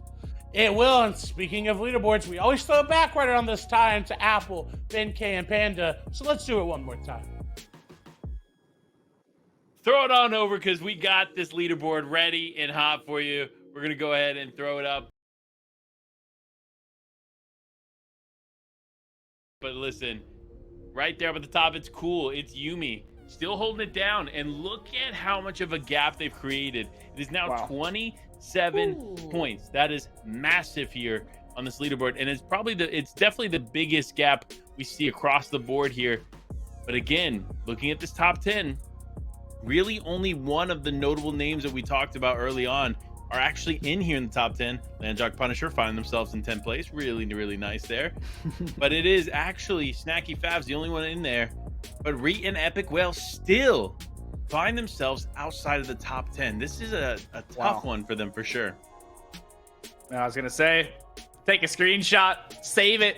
This might be one of the only times you'll see Epic Whale and Reet outside of the top 10 in pretty much any tournament you see these two playing in, at least in the duos game mode. I mean, I'm not sure what's going on their side. Maybe they know they're making bad decisions. Maybe I mean, it's really hard to fathom what could be going wrong on their side, but still these two are going to have to make some adjustments. But I mean, it's always good to see, right? I mean, new players working their way up. We touched on it the last 2 games. So now being able to see these new players jump up and show out is really cool to see. But I mean, Favs and Snacky still holding on. Top 10, that championship mindset. We talked about it a couple times now. But again, Epic Whale and Reet. What's going on, guys? I mean... Yeah. I do want to say, though, Unwon and Baka moved up 11 places with that second place clutch from Baka there. I mean, it was a valiant effort. It's really hard to do a 2v1 when you're alone. I mean, there's no one there to watch your back, to heal you up, get that med mist on you if you're getting a little bit too tired. But, I mean, congrats to the winners, but Unwon and Baka, I feel like they're going to be coming back for revenge in these next couple games. Yeah, I can see it. Look, I can see a lot changing here going forward. Really depends on the mindset of these players as they get ready to face the final 2 games of the day. But again, it's not the final 2 games of this event because we have all day tomorrow. So listen, if you're enjoying the content today, make sure to tune back in tomorrow. But you know what time it is. Chat, what's going on, guys? Let me know some of your predictions down below. Let me know some teams that are maybe surprising you here in chat. We'd love to interact with you, spend some time with you guys. But I want to throw something to Ben real quick. Yumi and Cool, top spot, 27-point lead over second place. Did anyone expect this? I mean, you look at the qualifiers, you look at the semifinals, you look at the opens. I mean, they're top competitors. But are they first place competitors? Nobody really saw it. But still, this lead, you have to imagine. I mean, I think it's not talked about enough, but a lot of people mentioned it and realize it behind the scenes. I mean, the break between the semifinals and these grands, I mean, obviously they've been putting in work. Obviously, they took some time to go over the VODs, decide what the game plan's going to be. And whatever their strategy was coming in today was obviously executed to a T because they are absolutely, dominating so far. That kind of a lead this early on in the competition has got to feel good. That's basically an entire game cushion that can go completely wrong and they will still be okay. Maybe not be able to hold on to that first place spot, but it's still going to hold you into that top 3 regardless of what goes wrong. So as long as they keep executing, I mean, they could be on the road to an FNCS championship. Yeah, definitely. And I feel like something else that we kind of need to highlight is that their stamina in these last couple games has been rock steady. I mean, they got in that victory royale, but we've been seeing them still be aggressive with these other players. Granted, not hitting the top spots that they're probably going to want to. They're going to be wanting to get those victory royales and fight against the players that they're wanting to. But I mean, we could see a comeback for them later in the game. They have been really well, keeping themselves pumped up. Maybe they have a lot of water next to them, a lot of energy drinks, lots of snacks, so they're not getting too tired on their PCs, on their controllers. So I mean, we'll see. We're gonna see if they're able to keep this up, or maybe it could switch around tomorrow as well. Yeah, consistency is the name of the game. We know players like Epic Whale, they're infamous for their day 2 performance. So it really boils down to what's going to happen or way these teams finish today, and then what's going to happen tomorrow. Because with only 2 games remaining today, there's not much room for growth here on the day. But tomorrow is a total of 6 additional games, folks. So that is a lot of opportunity for your favorite team to continue to climb up that leaderboard. But we got to talk about it. We talked to chat. We asked you a question. Who are you rooting for? So I see you guys. Sith Mistress is going Snacky Favs. Probably the most consistent of the top teams that we know from NA West here on the day. Been in the top 10 the whole time, so I respect it. Good pick for sure. I see Resting in here. West is 10 times better than East. No cap. Listen, everybody's entitled to their correct opinions, but you are correct. So thank you guys so much. It is a blast to be here with you. It's a blast to be able to bring this NA West action. But our casters, they're waiting and rearing to go here for game number 5. So Lash, Clay, take it away. Appreciate it, Panda. And like you said, game number 5 means 2 more games to go before we find out that halfway point of the overall finals. Who's on top? And right now, I can say I did not think that it would be Yumi and Cool. They are surprising everyone. And that's what we like to see, though, Lash. That is indeed what we like to see. We like to see our up-and-coming players start to rise to the occasion. I know even on NA East last season where Peterbot and Violet took home the crown, I mean, not too many people were expecting that one either. So we could see a similar story here developing on NA West this season as well. Could indeed. But there's always the chance that the old guard comes back because, I mean, it's the old guard. Fortnite, it's Epic Whale, Reed, it's Fast, it's Snacky, it's Tautai Beast, it's Wavy Jacob and Vanillas. It seems like they all have a chance and a plan to win. Who's going to execute it the best? Okay, we've got game number 5 right around the corner for everybody. Again, welcome on in. If you're just joining us, thank you. We appreciate you. Welcome on in to the NA West FNCS Watch Party, produced by, of course, put on by Life with Panda, produced by some awesome people in the background. Lash and myself casting it with the amazing desk of Apple and BitK. And then, I mean, of course, we got to mention Panda hosting it. But we're ready for game number 5. Ooh, a little bit more northern of a bus. I'm excited to see how if this changes up anybody's drop spot as Batman, Booga, and Caleb continuously Brave Caleb. Same spot for them. And it's working out pretty well. It has worked out mightily well for them here early off spawn, as pretty much they've been able to go off their own ways, at least so far. But we see the battle of the pickaxes once again back up towards the top of the Daily Bugle, but this time the weapon sides have changed. But Dragon able to get cover safety after getting knocked there while Elige is able to hold on to his building as they kind of dip off from the spider web, and Cypress and Defiable have dipped off to their own building as well. As now all of a sudden here the landscape has changed and has been rinsed and washed all over again. So for Cypress and Defiable, the one team that was once in first place has pretty much, I don't want to say taken themselves down short of an opportunity so far, but they've slipped a lot considering these pickaxe battles have been a brew. They have. And now the question is, can Dragon clutch up in 2v1? Because Cypress 2v1. As I say that, Elige is actually going to be able to pick them up, so not going to be a 2v1, going to be a 2v2, but Cypress are going to find a lot of damage, but what they don't have is ammo. They have the shotgun, and that's all they're going to have to rely on, but look, Viable right there, going to put the damage back and forth between Dragon and Elige. Who's going to take the first, third victory? It's going to be Defiable. No! Yes, Defiable on top. They trade out quickly there. The L was taken. Cypress and Defiable up 3-2. That was just disrespectful. The take the L was not needed. I mean, come on. Cypress Defiable. I mean, you were also part of the crew go for that chest there on the top roof. I mean, not going to say it was self-faltered there, them going down, but it definitely played a hindrance. And now we get to see, all right, what can this team do again in endgame as they rotate on through. But Crypass and Diego still able to hunt down their opponents once again here in the Battle of Greasy Grove. Meanwhile, the battle for Coney Crossroads still in the midst of things, while Wale and Source are in the business, but falling down to the hands of Scissor and Jay here in a new battle that we're seeing right now. And now Cause of 40R Storm won in the business as well out here. They want this Storm Surge. They want these elims. They do, and what better way to catapult yourself up than to get a couple elims right off the rip and just keep going. Keep that snowball going. Keep the momentum moving.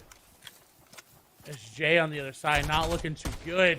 His teammate as well, trying to put some damage down, but honestly, what 40R is doing is just stalling for Cause to arrive. You notice he's 2v1 now. Cause is not here. The damage is going to get put through. There is Cause just in the nick of time, but no! 40R got too aggressive too quickly. It's going to go the other way. This not how I expected it would play out. not at all how I'd expect to play out either. I mean, for this team of Scissor and Jay that have kind of switched it up, they decided to go just to the right of the POIs. They were like, all right, you know what? Contesting Fabs and Snacky was not working. Granted, respected. 3-time FNCS champions and reigning FNCS champions here on the NA West region. It's not the greatest decision to contest them as well, but contention has honestly been a main party all around, from Sanctuary over to Greasy Grove and then over to Coney Crossroads. It has just been an all-out brawl so far here in game number 5, and honestly, this is looking like an ultimate pickup of aggression from each of these players. They're starting to realize what is starting to become a trend, and they're trying to rewrite that script essentially.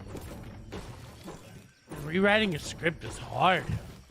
You gotta start from the beginning and figure out how it's gonna end, all within 12 games of competitive Fortnite. I don't know if I could write a movie that quickly, but some of these players are being forced to, as Jelty and Krizix seem to have figured out what they want to do game to game. Picked up that victory royale and now really have to make sure they do not let it affect them. Because if they do, they're just going to go down early. And that's not what we want to see. We move over to just outside the Sanctuary. Yumi and Cool believe sitting in a beautiful spot for this zone and where they need to be. But if zone pulls to them, they literally do not have to move, and this is probably the best spirit spot because everyone's going to want to come to you. You're going to have people swimming in the water. You're going to have players flying up above. This is just essentially going to be a, well, how well can Yumi aim game? I like that. I like that. How well can Yumi aim around this area, above to the top? And notice how he doesn't have his teammate with him as well. So they could be playing a double surge kind of tactic where one player takes one position, another takes another higher priority position, or even lower priority position, possibly camping down at a bush down below as well. But the fight for Coney is still on, as we saw Nox traded back and forth between 40R Storm. Meanwhile, Kaz is now trying to hit that revive.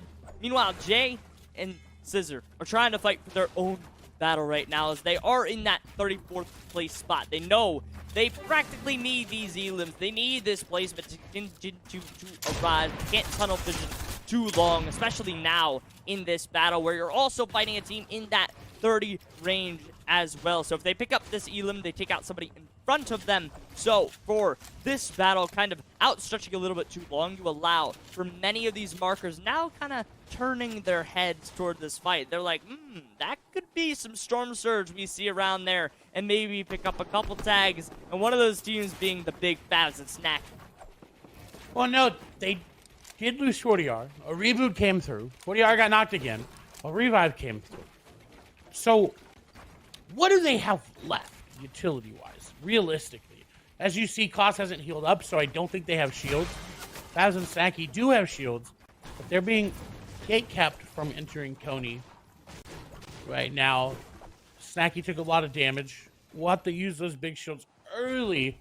40 on Cause have a chance. They could go aggressive if they want to, but it comes down to do we need to do this? And that comes back to measured aggression. Shio and I have talked about this a lot. You need to measure when you're going to be aggressive. Is it worth it compared to the rest of the lobby, the rest of my game? If I go aggressive now, how does it impact it? There's so many things that go into making a play rather than, hey, let me just elim this person. So all these players constantly thinking about that and deciding, you know what, for Keto and Ruzo, not worth it. It's not worth it to be aggressive there. Zone's pulling away. We don't want to invest all of our mats, so let's get out of there. I want to definitely say that it appears to be kind of a lost art as far as today has been going, because we've been seeing a lot of those positions where it's kind of questionable fights around the areas. Like, I don't know if this fight around this area, edge zone, where you have 100 builds is necessarily worth it. We saw that a lot leading into those kind of moving zones, and we already see it here in those early game instances as well, where it's one team that's kind of down bad and without much going for them, and then one team where it's like a questionable decision. Like, I don't know if this is really the best fight going for it, And a best example right now could be this On1 and Vodka fight going against Kanye and Demon right now on this other side, as they're kind of playing the patient game essentially right now. And we call that tournament management. Usually you don't enter it into the 6th game, but for some players like Baka and On1, you can enter it in game number 5. They've been playing the same game since game number 1, and it's been working out. They're 5th place right now. Tournament management is all about staying up, staying consistent, and making sure you do not make any plays that you do not need to. You don't overextend, you don't overpeak, and you rotate at the right time. This will be hard because there's a team right there, but look at that, perfect. They don't want to fight. They're going to put some shots back down range just so they can continue to rotate because there's a team holding them out. This is tournament management mode at its finest. At its finest, indeed, is now everybody has to manage themselves and get to the top of the zone, especially right now where you have to get by every single one of these teams. We kind of take a look back to that Faz and Snacky battles. We saw them out in the Elim feed, taking out Kaz and 40-yard Storm here, as they were able to kind of take those walls and push the fight right back into their faces, essentially, as they were like, all right, we're going to take advantage of the fact that you don't necessarily have too much in your arsenal to fight back. So they were able to pick up those 4 points in the Elim feed, and now they're going to be ultimately chilling in the same way for Zuki's and Bacon here. Zuki's and Bacon. A team that for some would say is a surprise. For others like Bryson, it's not. Zuki's and Bacon placed 4th last season. So for those following competitive Fortnite, know they have the potential. But what we have to keep our eyes on is, do they have the closing factor, right? You can get 2nd, you can get 1st coming out of day number 1. You can be in that top 5. But if you cannot close out day number 2 on top, or even start off day number 2 with a good game, that's going to affect your mentality. That's going to affect how you play the whole game. So what I want to see from them is the ability to close out games strong, no matter if they're having a difficult moment. Seems like they have day number 1, but I want to keep our eyes there for day number 2. As we saw Chris, who did get knocked, got picked back up there. Big Elim could have came through in the feed. Reed and Epic Whale above Surge, sitting in bushes, honestly just vibing. Just vibing. I mean, that's exactly what you need to do here around this area right now, is they're kind of just, I guess, essentially making sure that they have the power of position right now. And as you can take a look back there, Faz and Snacky were able to clean up the battle on a cause, as they were like, all right, you know what, we'll get you a little bit later. They snagged him right back, and now we get to see another Sanctuary and Island zone here play. This is going to be the 3rd game out of 5 that we see this zone. Are we going to see maybe similar results than what we saw in those first 2 Sanctuary Island type zones? Yes, I think we are. No, I think it's going to go to the island. I think it's going to go east. I want to see Chaotic Hectic and interesting rotation from Jelty and Krizix. Again, they need to play tournament management mode. Not as much, right? Since they're below Surge, they have to overpeak a little bit. They have to get aggressive and look at the beautiful fireworks that we get to take a look and appreciate, as Jelty is just going to get caught overpeaking.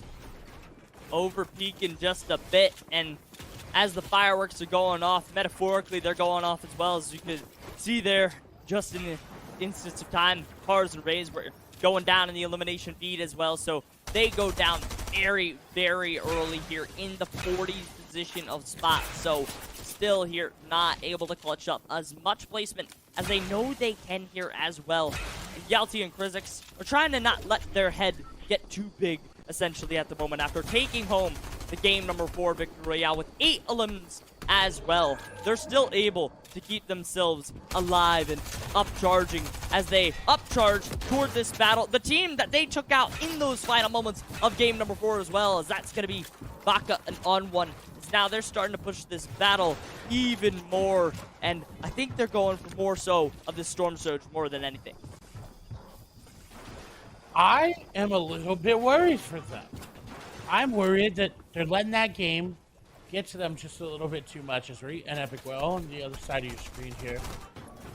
Trying to find Angel on the other side. They do get the wall, and it looks like they will find him there. They just have to get in that last little bit there. Angel trying to make some plays happen. Damage comes through. I'm not sure if they got the elim. No, they did. It went over to Epic. Well, that's what they need. They need a mid-game elimination replay coming through. Take a look at it. This is going to be Reed taking down Nigel. This is how that fight started off. That's going to be another elim coming through. That's how they got all their elims. And wait a minute. This may be what they need to get the ball rolling. They're getting that snowball effect that you talked about as well. Like, they're like, all right, you know what?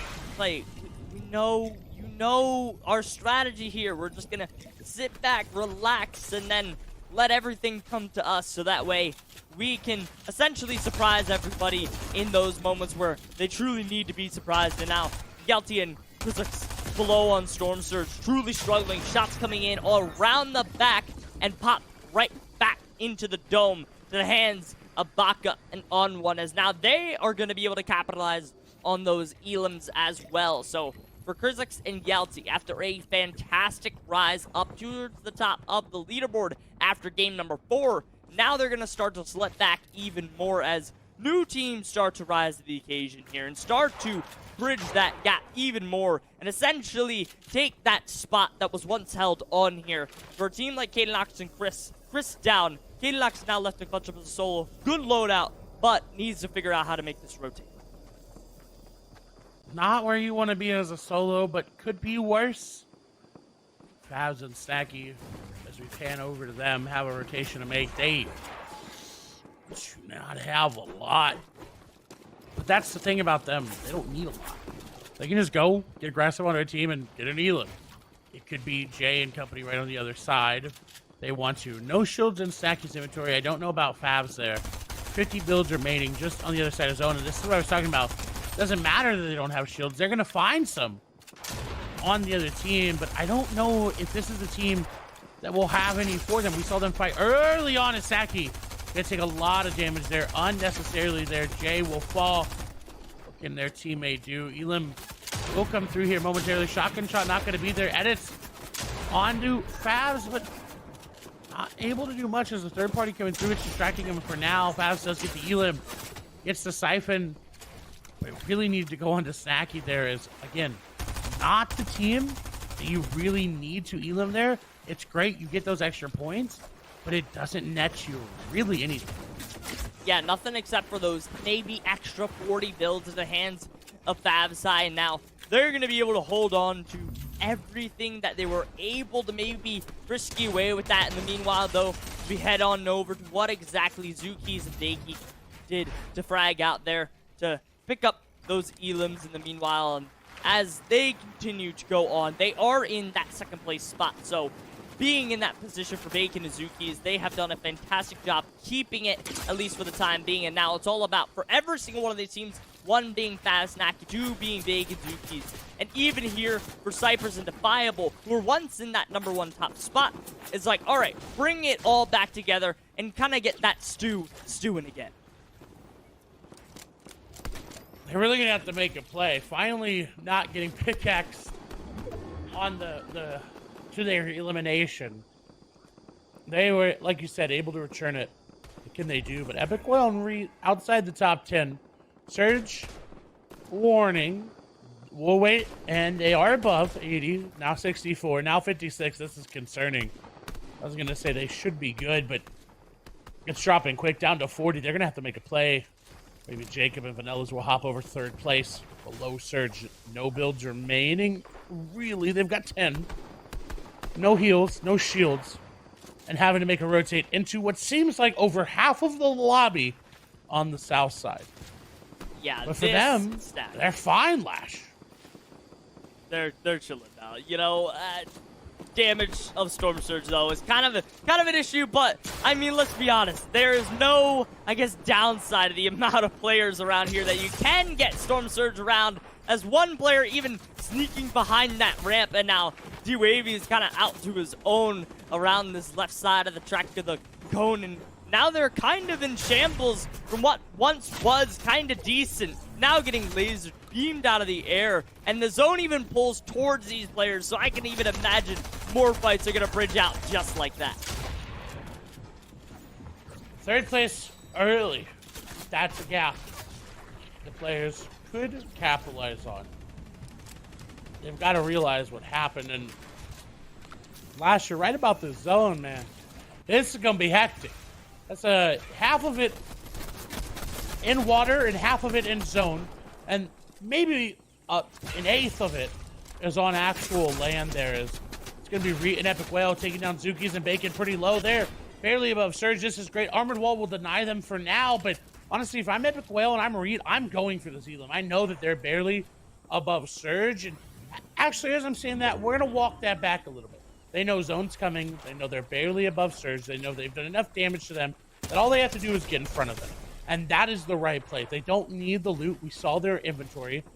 As I say that, Epic Whale and Reet going to take a lot of damage unnecessarily. But if all they can do is rotate into them, that's going to be free elims for Epic Whale and Reet.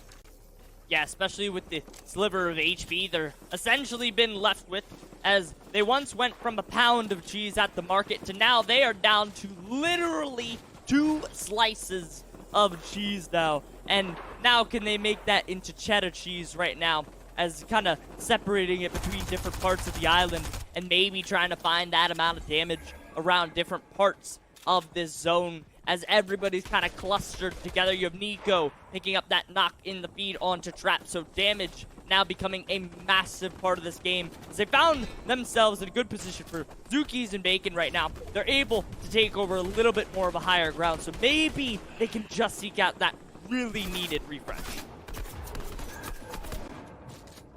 I don't know if they'll be able to. We move over. Reet and Epic Whale had a hard rotate through. 12 builds remaining. No extra shields remaining for Reet. Players above. Spraying down. That's going to be Moon Baboon. Kika, unfortunately, falling there to Crow. Surge will be fine for them. Zone moving in 5 seconds. They have it pulling at least not against them. Let's see what they can do. It's Cool and Yumi still up. Every time when a placement point goes through and they are still there, it's that much bigger of a gap that everybody has to try to close. Nice shots there. They've got the grapple glove, so they are fine. It's a matter about their rotation. They will make it. Fast and Snacky on the other side have a grapple glove, but do not have the positioning as Diego and company are just going to collapse there. Reet going to take down one. That's going to be Vex. As Cripe is going to take down both Snacky and Favs. NFL sweep. Epic Whale will be going down. Nico going to be the one to do it. Reet, 10 HP, 32 shield. What can they do? Who can they find? Seems like all they're finding is zone right now. Shots are going to connect on the Movement Boon. Can they get in? Yes, they can, but no, the teammate going to be there. Nico going to be the one to do it. And look, who has the high ground? I talked about sleeping, and who is finally awake? But Landjock and Punisher, they decided now is the time to strike. Now could be our moment to catapult into the lead, and this would be great from them. This would be amazing. If they could close that distance, Bacon has created, Cool has created, it would be amazing.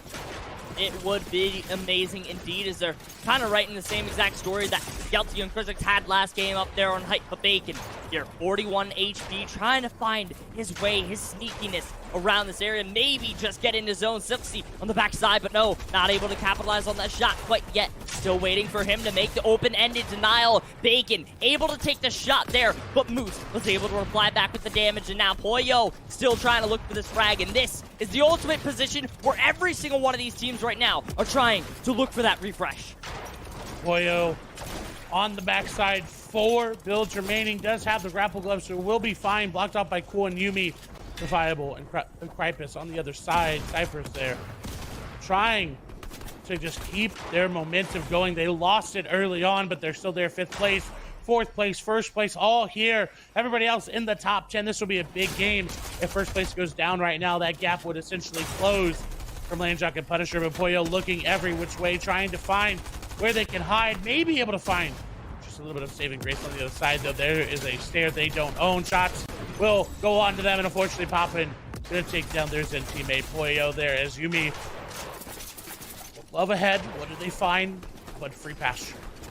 Nothing but free pastures indeed for Yumi and Cool right now, as they're able to stick ahead, able to stick it to ground. And now for Cypher's and Defiable, the team trying to make the comeback Defiable still able to here lurk back in the back end with those chug splashes, healing as much as he possibly can. Meanwhile, Landjock and Punisher have been able to take over height, but first place in the lobby of Cool and Yuumi are still able to hold their ground here at the moment. Look for every Elim in the back end as possible. Moose right there down below, able to pick up the double. Elim from Defiable alongside in the bottom of the zone. Meanwhile, Cool tries to go for that left side. And now here we go, Clay, as Cool and Yuumi are trying to keep down that low ground. Fights continue to rain fire out. And now all of the duos left to their own to stick to the battle. First place trying to make sure that Landjock and Punisher cannot make a run. But Nachins, could play spoiler there for first place as Cheaters going to go down there to Landjock. Punisher now third place. Squishy going to go down there as well. It's now a 2v2v2. Yuumi and Cool in first place. They've gained a lot of points and made sure that if you want to take it from them, you're going to have to elim them. Landjock and Punisher have the high ground. Yuumi and Cool running out of builds. They have to hop to low ground. And Notch look to do the same. Builds not in their favor as well. They're going to get the elims. The Siphon will come through, but Landjock and Punisher putting the pressure down. Have the HP advantage. Yes, they do. Landjock dropping down. Beautiful shot coming through. A 2v2. First place versus third place on the low ground. Landjock looking just to get back up. Punisher, no builds remaining. They do not have the advantage when it comes to the builds, but they have the HP advantage. Landjock on the other side of this edit. Landjock gonna get shot, taken down pretty low. Cool trying to find Punisher. Will find one, trading him out now. Punisher gets some damage down, but what can Landjock do? Can he do it? No! Cool clutches up. He 1v2s for the victory royale to secure first place. Cool and Yuumi once again are able to hold down the fortified base of their position in first place, as well as the ultimate run to the top, as they were able to hold on even in the 1v2 scenario there, Clay, as they were like, nah, Landjock Punisher, hold my seat, as they took home the VR. Just an ultimate run. I am still just so shocked that they were able to pick up their second victory royale and do it in such fashion to deny Landjock and Punisher that. So great elims coming through. They had enough mats. That's ended up being the downfall there for Landjock, as he ended up taking a lot of damage there. Punisher does trade him off, and unfortunately just doesn't get enough damage off there. Only gets him down to about 100 HP, and Landjock just didn't have the HP from Cool shot earlier. So a great victory royale for them. Great second place overall. 6 elims, second victory royale. I mean, that's the kind of gameplay we want to see on day one. That's exactly what we've all been waiting for, and they were just like, you know what? 2 VRs sounds good to us. And they were just brought it home, as they were like, too easy peasy lemon squeezy, as they were just like, all right, we're going to hold down our first place spot. Yeah, with Landjock and Punisher making the longest rotation that game, able to get second. Congrats on that as well. But there's a lot that we need broken down, and of course, there's only 3 people that can do it. It's Apples, it's BenK, and it's Panda. Thank you so much for throwing it to us, giving us that proper game number 5 here. But it's time. Look, we're not even looking at the leaderboard, all right? I want you all at home to just fester with this. Sit with it for a moment. We are 5 games in. Yuumi and Cool have now pretty comfortably secured a lead across the rest of the lobby, especially after that just insanely consistent performance there in game number 5. Game 6 rolls in. What can change? What can be done to even barely match the energy that Cool and Yuumi have been able to put out? I'm not sure, but this is going to be exciting. Ben, Apples, here it is. The final game of the day. How do you think this is going to go? I'll tell you what, Cool and Yuumi are finishing day 1 in first place. That's for sure. They are not. Granted, we have not seen the leaderboard quite yet, but still, in my mind, there is no way I could logically reason that these two are going to be outside of first place, regardless if they get a 0-point game in game number 6. There's no way they drop out. I don't want to spoil it. We'll see in a minute, but their lead is going to be massive. And the stat I do want to point out, they're the only team within the top 7 right now with a VR. And not just one, but 2 VRs, and they're in first place currently. With their average elims is crazy as well. We'll finally get a look at it here. And Oh my goodness! Almost a 50-point lead? You gotta be kidding me. This is almost painful to see. These players have been absolutely crazy against everyone else in the lobby that they've been coming up against. I mean, average Elam's 5, but they're keeping it up. They're getting their pacing here ready for this next game. And honestly, if I were them, I'd try and W key it all next game, because you never know how you're going to be playing tomorrow. You could be having just a bit of an off day. So, I mean, Cool and Yumi, congrats to you guys. You have a 50-point lead almost. There's a couple other players here on this leaderboard as well. We see Zeno and Knack at 106, and there's a bit of a drop-off over after 11th place with 104, bringing down to 97 with Epic Whale and Reet. And I mean, there's a lot of players here. They're also a little bit lower here. I mean, Booga and Caleb at 80 and 20th place. This is going to be a lot of work for these other players to try and make it up to that top 10 tomorrow.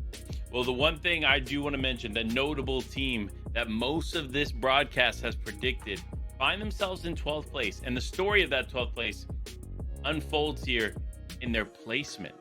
So they haven't had more than 4 eliminations in a game, which is not usual for Reet or Epic Whale by any means. But their placement has been 24th, 3rd, 9th, which is when we saw them creep into the top 10 or close to, then 34th and 19th. Somewhere in this mid game, they are struggling. It's that 15 to 20 minute mark in the game where they're not finding their footing. And this is affecting them pretty heavily, especially considering they have a nice mid-map spot. So interesting to see how this is affecting them. But again, remember, Epic Whale, day 2 player, historically, with Reet by his side, I can't imagine we see him outside the top 10. But anything goes here on NA West. It's time, though. Game number 6 is almost underway. The battle bus is getting loaded, and we have to throw it to our incredible casters to bring it home. Thank you so much, Panda, for one last time today. That is, of course, it is myself and Lash. Thank you so much, everybody, for joining us. We appreciate all y'all hanging out in the chat. It is the final game of day number 1. This will set the pace for tomorrow. It'll set who's going to come out tomorrow winning and who's going to have to come out tomorrow doing even better than that. I don't know how you do better than winning, Lash, but you're going to have to. I mean, you really gotta stick your foot in the ground and get ready in power position to just hold on the enemies and be able to just push it on forward. And for our prediction of Epic Whale and Reet, I think what is kind of the major issue that we're seeing is that new Storm Surge coming into play. They haven't necessarily experienced it at that top level, considering they did qualify through Qualifier 2. So now we're kind of seeing the major effects that it's bringing. Yeah, for them, I think they need to focus more on their rotations and making it early. That's when we saw Epic Whale at their best, and that's when we saw Reet at their best. They don't have the vehicles where they're landing now to do it. They do have the launch pads, so I look forward to seeing that. But with it being the final game, a lot is up for grabs right now going into day number 2. It's how you set yourself up for success. If you end outside of the top 10, it's that much harder to get into that first place spot. But if you end within that top 5, it's looking good. And we're hopping into the final game for today, day number 1 of NA West FNCS. Here we go, dropping in off spawn to one battle that we've seen all day. Defiable Cyphers versus Dragon and Elite off spawn at the Daily Bugle. Meanwhile, Defiable and Cyphers, after last game, were able to make their way up a little bit more, out from 9th now into 5th. So they're looking good after a successful off spawn, but Kimchi and Remy off to another successful off spawn here, as it's been teeter-tottering back and forth over here at the Sanctuary all day long as well. Both teams around that 30th position, but this could be the game here for Remy and Kimchi to finally kind of make it past that invisible barrier, basically. I don't know.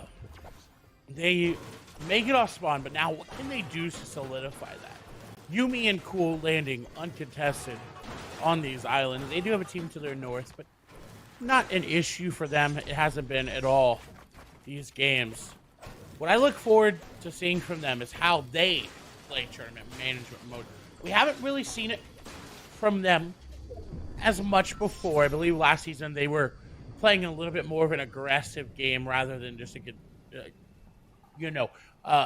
conservative one there. As we saw Bacon and Zuki's leading nearby, we swap over to our third place team who, again, for some people, this may be a surprise. For others, you just knew it was coming. Eventually, one of these seasons of them coming back to playing together, they were going to find success. And in a season like this is where they thrive. So I look forward to seeing in game number 6, the final game of today, can they do what they've been doing the entire day and play for the utmost consistency? That would be truly impressive to see, to be quite honest. And especially after placing 12th in last season's finals, this could be their time. And we mentioned earlier as well, where they have been a very consistently known team to be tactically consistent. And around this area, they've definitely been able to prove that as well. But in the meanwhile, speaking of consistently, we've been consistently seeing this off-spawn battle over here at Greasy Grove. And Diego and Crypass, another, I don't want to say surprising, but underrated team, doing very well today here off-spawn at the Greasy Grove. But you gotta be careful around here, because a new team around there, here's that reboot going off. Dan West, reboots are always going to be a thing here. It seems like every single time someone goes down early on in zone number 1, hey, just get a reboot. Get a reboot. And with that change of reboot timers being 5 minutes now, and they're just being much more, it's that much easier. As in the right-hand side of your screen, we'll zoom in. It's going to be Diego Locos, who on the other side is 4th place, has to be careful. It's a Salco and Tavern. Tavern on the other side trying to pinch Locos there, but Diego trying to just stay up. They're 4th place. This is a big set of elims that could come through if they get it. Tavern does take a lot of damage, and Diego's trying to capitalize on that, but Salco going to be the one to put the damage down, and Diego says, I don't care that I'm outnumbered here. My teammate may have gone down. I'm going to put the damage down and try to get the eliminations, but it doesn't work. Unfortunately, they're down 4th place, and they will likely fall out of the top 5 there. That's not what you want to see coming out of Greasy Grove. Not at all what you want to see, but a very big kind of shift for Tavern and Salco that may be able to get them out of that slump. Another one of those teams that we're usually kind of used to seeing up there at the top has been very slow to get the kickstart, if you will, here today, is in 27th. And now after getting those elims, taking control of Greasy Grove, this could definitely be their game where they're, I guess you could say, able to make the rise to the occasion, essentially. It's going to be hard, right? That's why there's some of the best at Source and Wale on the other side of this push. Going to catch them off guard. 40-yard, not going to have the edit there. Cost going to be there, but doesn't matter.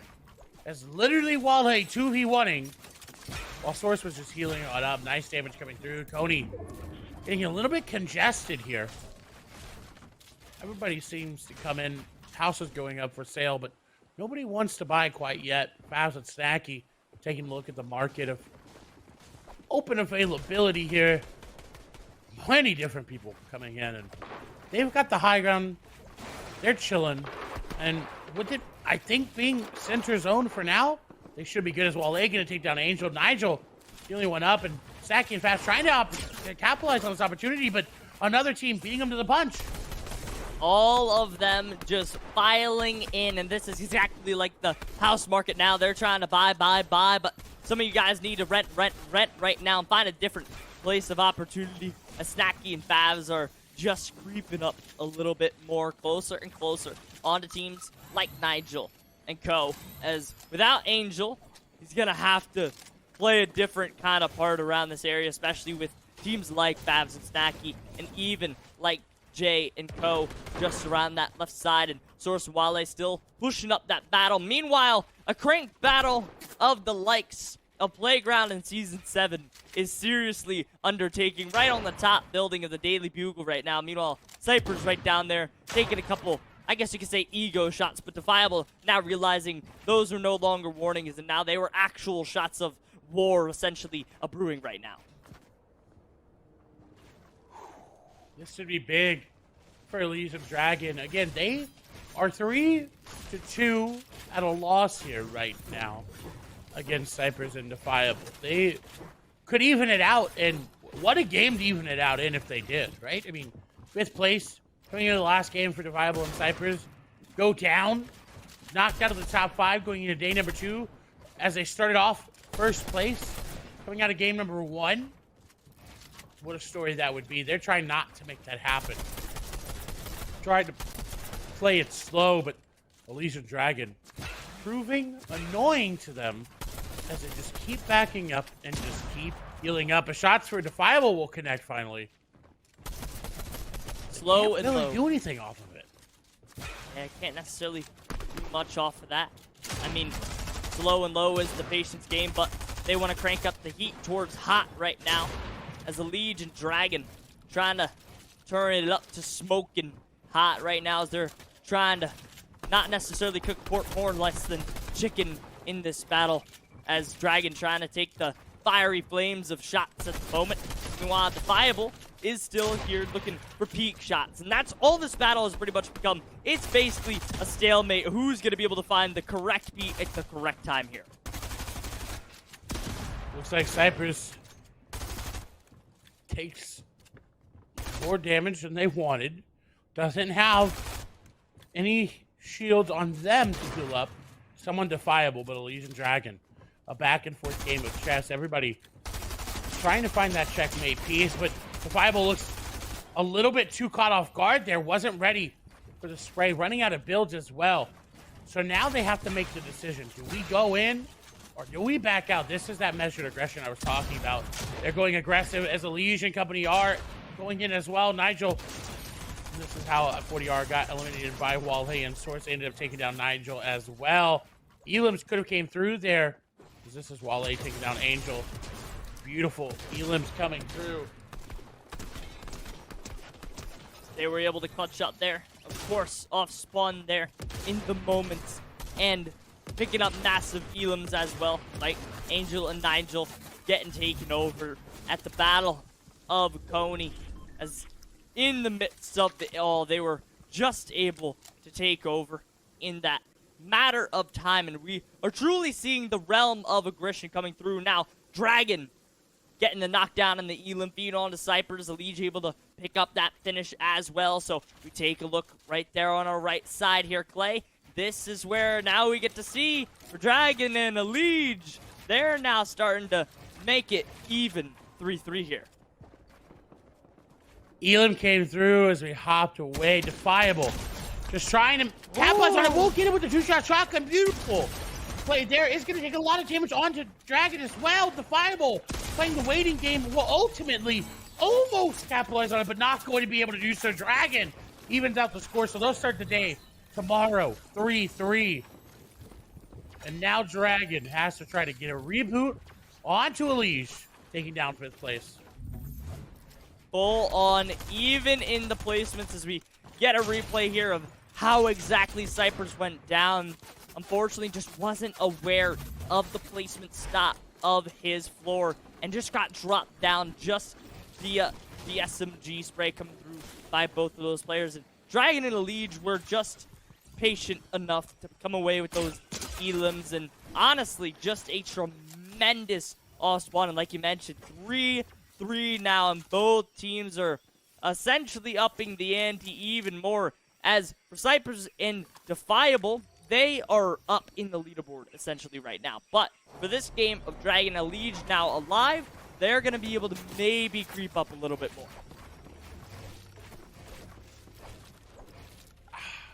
What an interesting back and forth. They're even, but the team on top ended up getting 5th place overall coming into this game, which just taking a look at it is very surprising in the grand scheme of it all, because right, you're even contested off spawn, so they've only essentially played 3 games and they are fully out, and they've made it to top 5. So those games were amazing. We move over to Jelty and Krizix, who 14th place. They were at their highest 8th place, trying to get Keto eliminated here. They got one of his teammates there, I believe Ruzzo. Unfortunately, Keto's giving him a run for their money. It's just constantly getting out. Krizix can take a lot of damage, and This is what you have to do if you're a solo. Just try to put the damage on down. And honestly, Krizix and Jelty are not capitalizing on a solo right now, and that is concerning to see. The zone's going to pull more towards the water, more towards the statue. If you're not landing Sanctuary today, unfortunately, it's not looking good. As Jelty almost goes down, and Krizix, you only see them away. The Siphon would have been better. Actually, Find It went on to Krizix because of the HP they had, but Jelty down to 5 HP? That is just straight up rough, to be honest, as he got big pumped from both of those shots, just raided on through as he couldn't necessarily handle it. And here we go, Clay, again, another water zone. What is it about this side here today that every single one of these zones is like, nah, we're going islands and sanctuary? Yeah, let's go right there. I like that. I am just not sure about these zones today for NA West. I was watching EU and NA East, and they were all kind of middle of the map for NA East. For EU, we had our usual southern and northern zones back and forth, but for NA West, it's been Sanctuary. It's been this island area.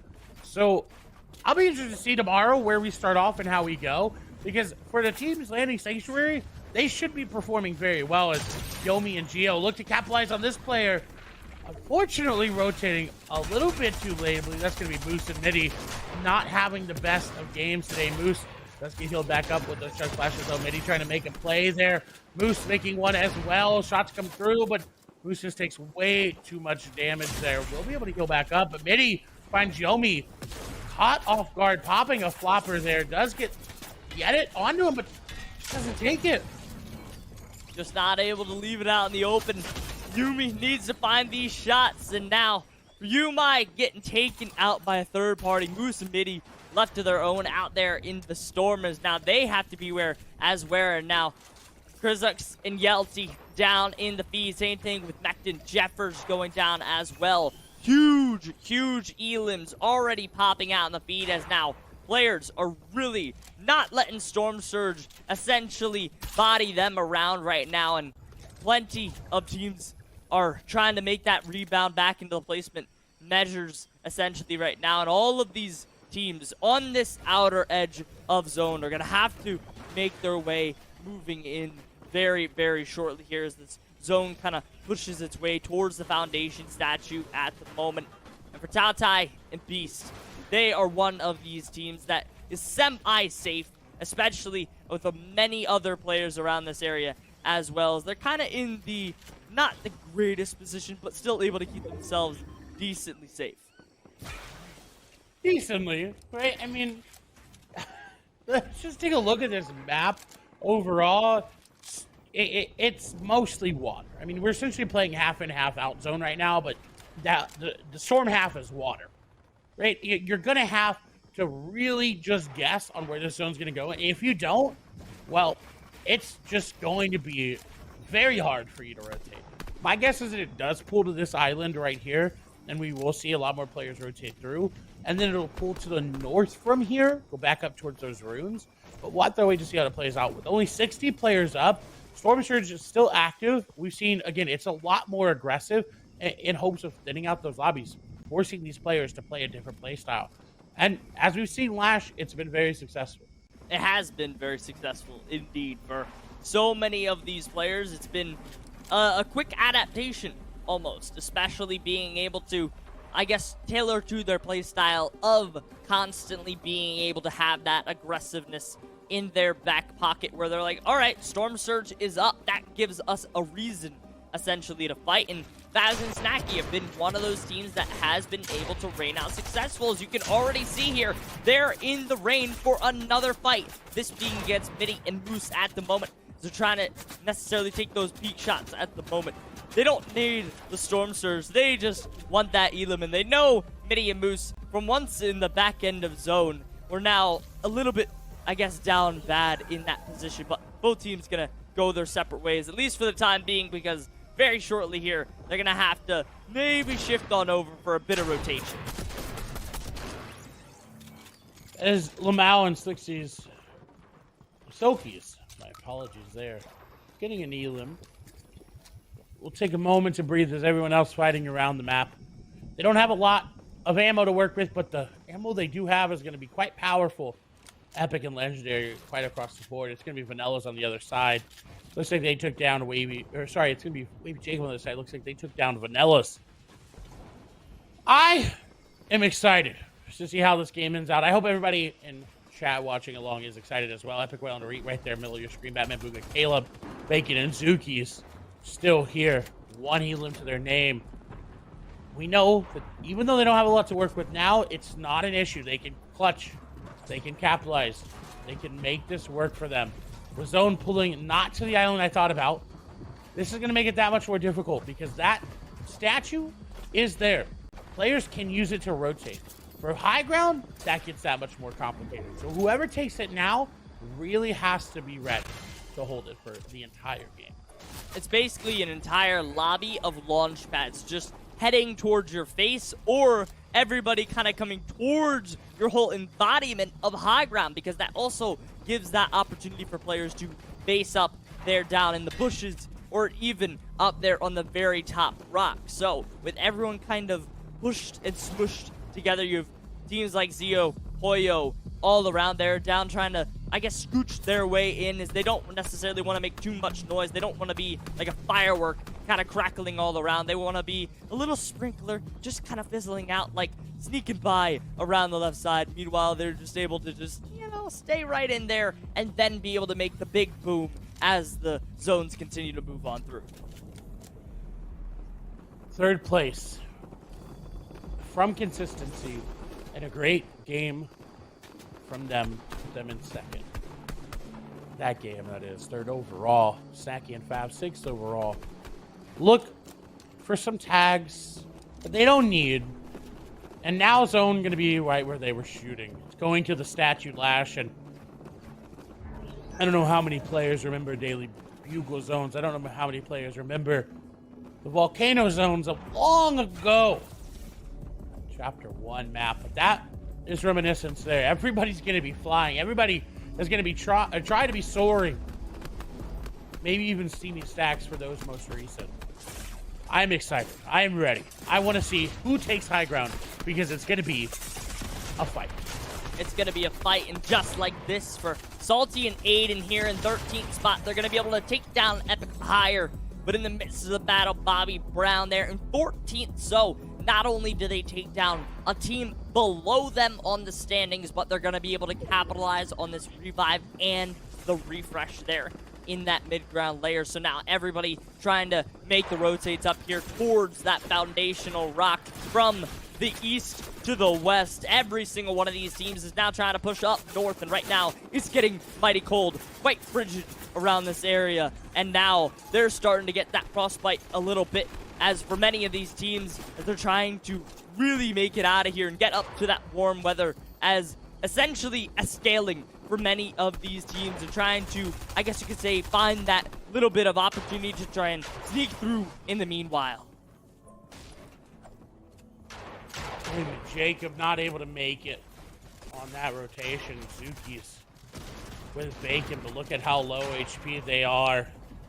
Into zone they go, but not a lot of heals remaining, and this is where we separate those that win FNCSs from those that don't, as they are not in zone here. Zuki is taking zone damage, has to try to build up just to get in. Zone's going to go towards Sanctuary to the west. Zone's coming through. Unfortunately, Zuki's and Bacon going to be found out there. That's going to be Remy up above. They have to get out. They have to edit together. Zuki's trying to make a play towards zone, but realizes they can't. Bacon cannot take that much zone damage. And look who is on the high ground. Look who has it right now. It's Cool and it's Yumi. They have sat here the entire game. They have waited. I said if it comes to them, there's no reason they should not win this game, and that is what is happening. Cool and Yumi using the statue, what is left of it, to try to rotate through first place. They go down now. It's up for grabs. It's up for grabs if they go down, but that's just a matter of who's going to be able to essentially touch ground right now, because you can see everybody taking off to the skies. Not a single one left by, except for Winnin and Moose there in the back end, as they're just trying to maybe scramble alive. But speaking of scrambling, it's going to be Zuki's and Bacon here in second second place right now, 26 HP. Let the slivers. Zuki's needs to find the time to be able to get back up towards that little bit of a scale at the moment. And now he's just trying to move along, but Bacon is going to end up falling. Meanwhile, Zio here in 4th place, down in the backside, able to pop that med mist as well. But Punisher right in front of them in the leaderboard scale in 3rd place at the moment. 11 builds to the name. And now, at the moment, for Punisher, it's all about how well he can keep himself moving and grooving alive. And speaking of that, Yumi is still on alive of Sliver, 21 HP, Clay. Epic Whale going to be one to take down Cool. They want to catapult themselves up to that top 5. Yumi, like you said, has a sliver of HP. Fabs is going to go down. Snacky only left alive. It seems like our top 5 is all solos right now. Not seeing many duos as Fabs will fall to on one. Punisher trying to make something happen. Can't punish anybody when you don't have any builds. We'll find a rock. Give him some saving grace there, but with 10 builds remaining, there's not really much you can do. Has to try to find something. We'll find a shotgun. Will actually help him in this low build scenario. It'll help him a little bit as he tries to find the peak around that left side. Finds Jake, but can't quite capitalize on it here. 6 builds. Looks for that final shot. Finds a player here in the back end. That's going to be Trap. Can't necessarily find the final shots, though, as now Trap's able to capitalize on that elim here. So Trap able to move in, but only on that 20 HP mark. Yumi still in that similar position here. 21 HP remaining along with that shield, so 121 total effective HP at the moment. Meanwhile, Snacky, the solo, out of the duo, still alive, and Reek as well. A solo, no, a duo, completely combined back. It appears they have been able to find their correct position at the moment, but builds are running low here, Clay, for many teams as well. Running low, but not as low as Yumi's HP. 11 total HP there. 83 shield. Reek gonna go down. What can Epic Whale do? Moose gonna be the one to do it. Zeno up above. Confirmation on Reek will fall through. And like you said, there's a lot of solos left. Notch in the back of zones. We'll find Epic Whale, but can they find the elimination? K-Nox going down the zone. Batman, Booga, and Caleb trying to look to take high ground. Moose and Midi finally making it into an end game. This is what we wanted to see from them. This could give them the momentum for tomorrow. Yumi looks to go down, and Moose will take him down. 80 limbs now for them, making their way on through the leaderboard, trying just to secure a top 10 there. On the other side, the Moose trying to dodge on Alpha. Crier going to be the one to do it. Epic Whale down to 13 HP will fall. We'll get taken down actually by Crier and Yasir, who have had a very rough game. Elam's just coming through for them, though. Batman Boog on the other side will be taken down. They are running through the low ground right now, and it's a high ground versus low ground. It's Notch and Zeno versus Crier and Kevin, it seems like, on the low ground there. Crier and Yasir, my apologies. Again, they have not had the best of games. They have not come out on top. Of Zeno and Notch, 4th place look to try to close the distance going into game number 7 tomorrow, day number 2. Crier, so the high ground take, will not be able to do it. The damage is not coming through. Notch takes a little bit of fall damage there. Builds are not in their favor. They're going to lose it here. Looks like Crier does get the cone off. Zeno trying to find their partner, trying to get back. Crier and Yasir have the high ground. Notch going to get taken down pretty low. Will they find him? Yes, they will. Zeno already down. That's the elim for them. 8 eliminations, no 9. And the victory royale to end it on the day. What a play to come away with that final game, as well as they were able to take the fight to Zeno and Notch in those final moments as well, to pull away with the VR, as it seemed like all Zeno and Notch's game. But as Crier and Yasser were able to bring the fight, brought the big pump shots in those final moments, a huge chance, an uptick for them heading into tomorrow as well. Crier chasing him down here at the M to finalize the victory royale, the final one of the day. Game number 6 will go over to Yasir and Crier. 9 eliminations, and what a way to end today's games. What a final moment slash. It has been amazing. It has been non-stop action here today for NA West. Non-stop action for all of these teams. You know what has been a consistency? High ground. That has came out on top all throughout the day. So it has been truly exciting to see an amazing day 1 of action casted alongside you, Clay. Yeah, thank you so much to everybody joining us here for day number 1. If you don't know, this is Lash. My name's Clay Sailing, and we will be seeing you tomorrow because we're throwing it one last time back to the desk where Apple, Ben K, and Panda will break it all down for you. Thank you. to two of the best casters anybody could ask for. Appreciate you, Clay. Appreciate you, Lash. Make sure at home, go follow them if you don't already. Follow them on all socials. Follow them on Twitch. Wherever you can find them, follow them, because they are two incredible people, just like these people right next to me. As we break down these final moments, we get ready to see who actually came out on top. And I think there's a clear winner as far as first place goes, but all these other places are pretty close. Definitely is. We saw a lot of clutch plays there in that last game, and we'll actually get to take a look. And as we talked about, cool, Yummy still locking down first place. Almost a 60-point lead going into day number 2. That is unheard of. Absolutely crazy performance coming out from these two. 26 eliminations on the day as well. Not to mention, you see Bacon and Zooks holding down that second place position. Landjock and Punisher as well taking that third place spot. But something to point out as well, Reet and Epic shooting their way back up into the top 10, and Faz and Snacky still locking it down within the top 10. So it'll be interesting. Day number 2 is shaping up to be a very interesting day, as Cool and Yummy are going to look to hold on to that lead for as long as they can. Yeah, definitely something interesting to point out here, that there's only 2 teams here in the top 10 that have a victory royale, and there's a lot of other players here that have just been getting up to the top with the limbs alone and a bit of placement score. So Crypass and Diego Locos, they've been really bringing it all. We got 23 eliminations and keeping it up with that only 76 placement points. Definitely a bit of a comparison right below them at 11 eliminations. So it's just definitely a kind of balancing act that you need to see if you can make it into that top 10. It really is a balancing act, but day 1 is a balancing act in itself. A lot of these teams now know what they need to do to be successful here going into day 2, but will they be able to implement it?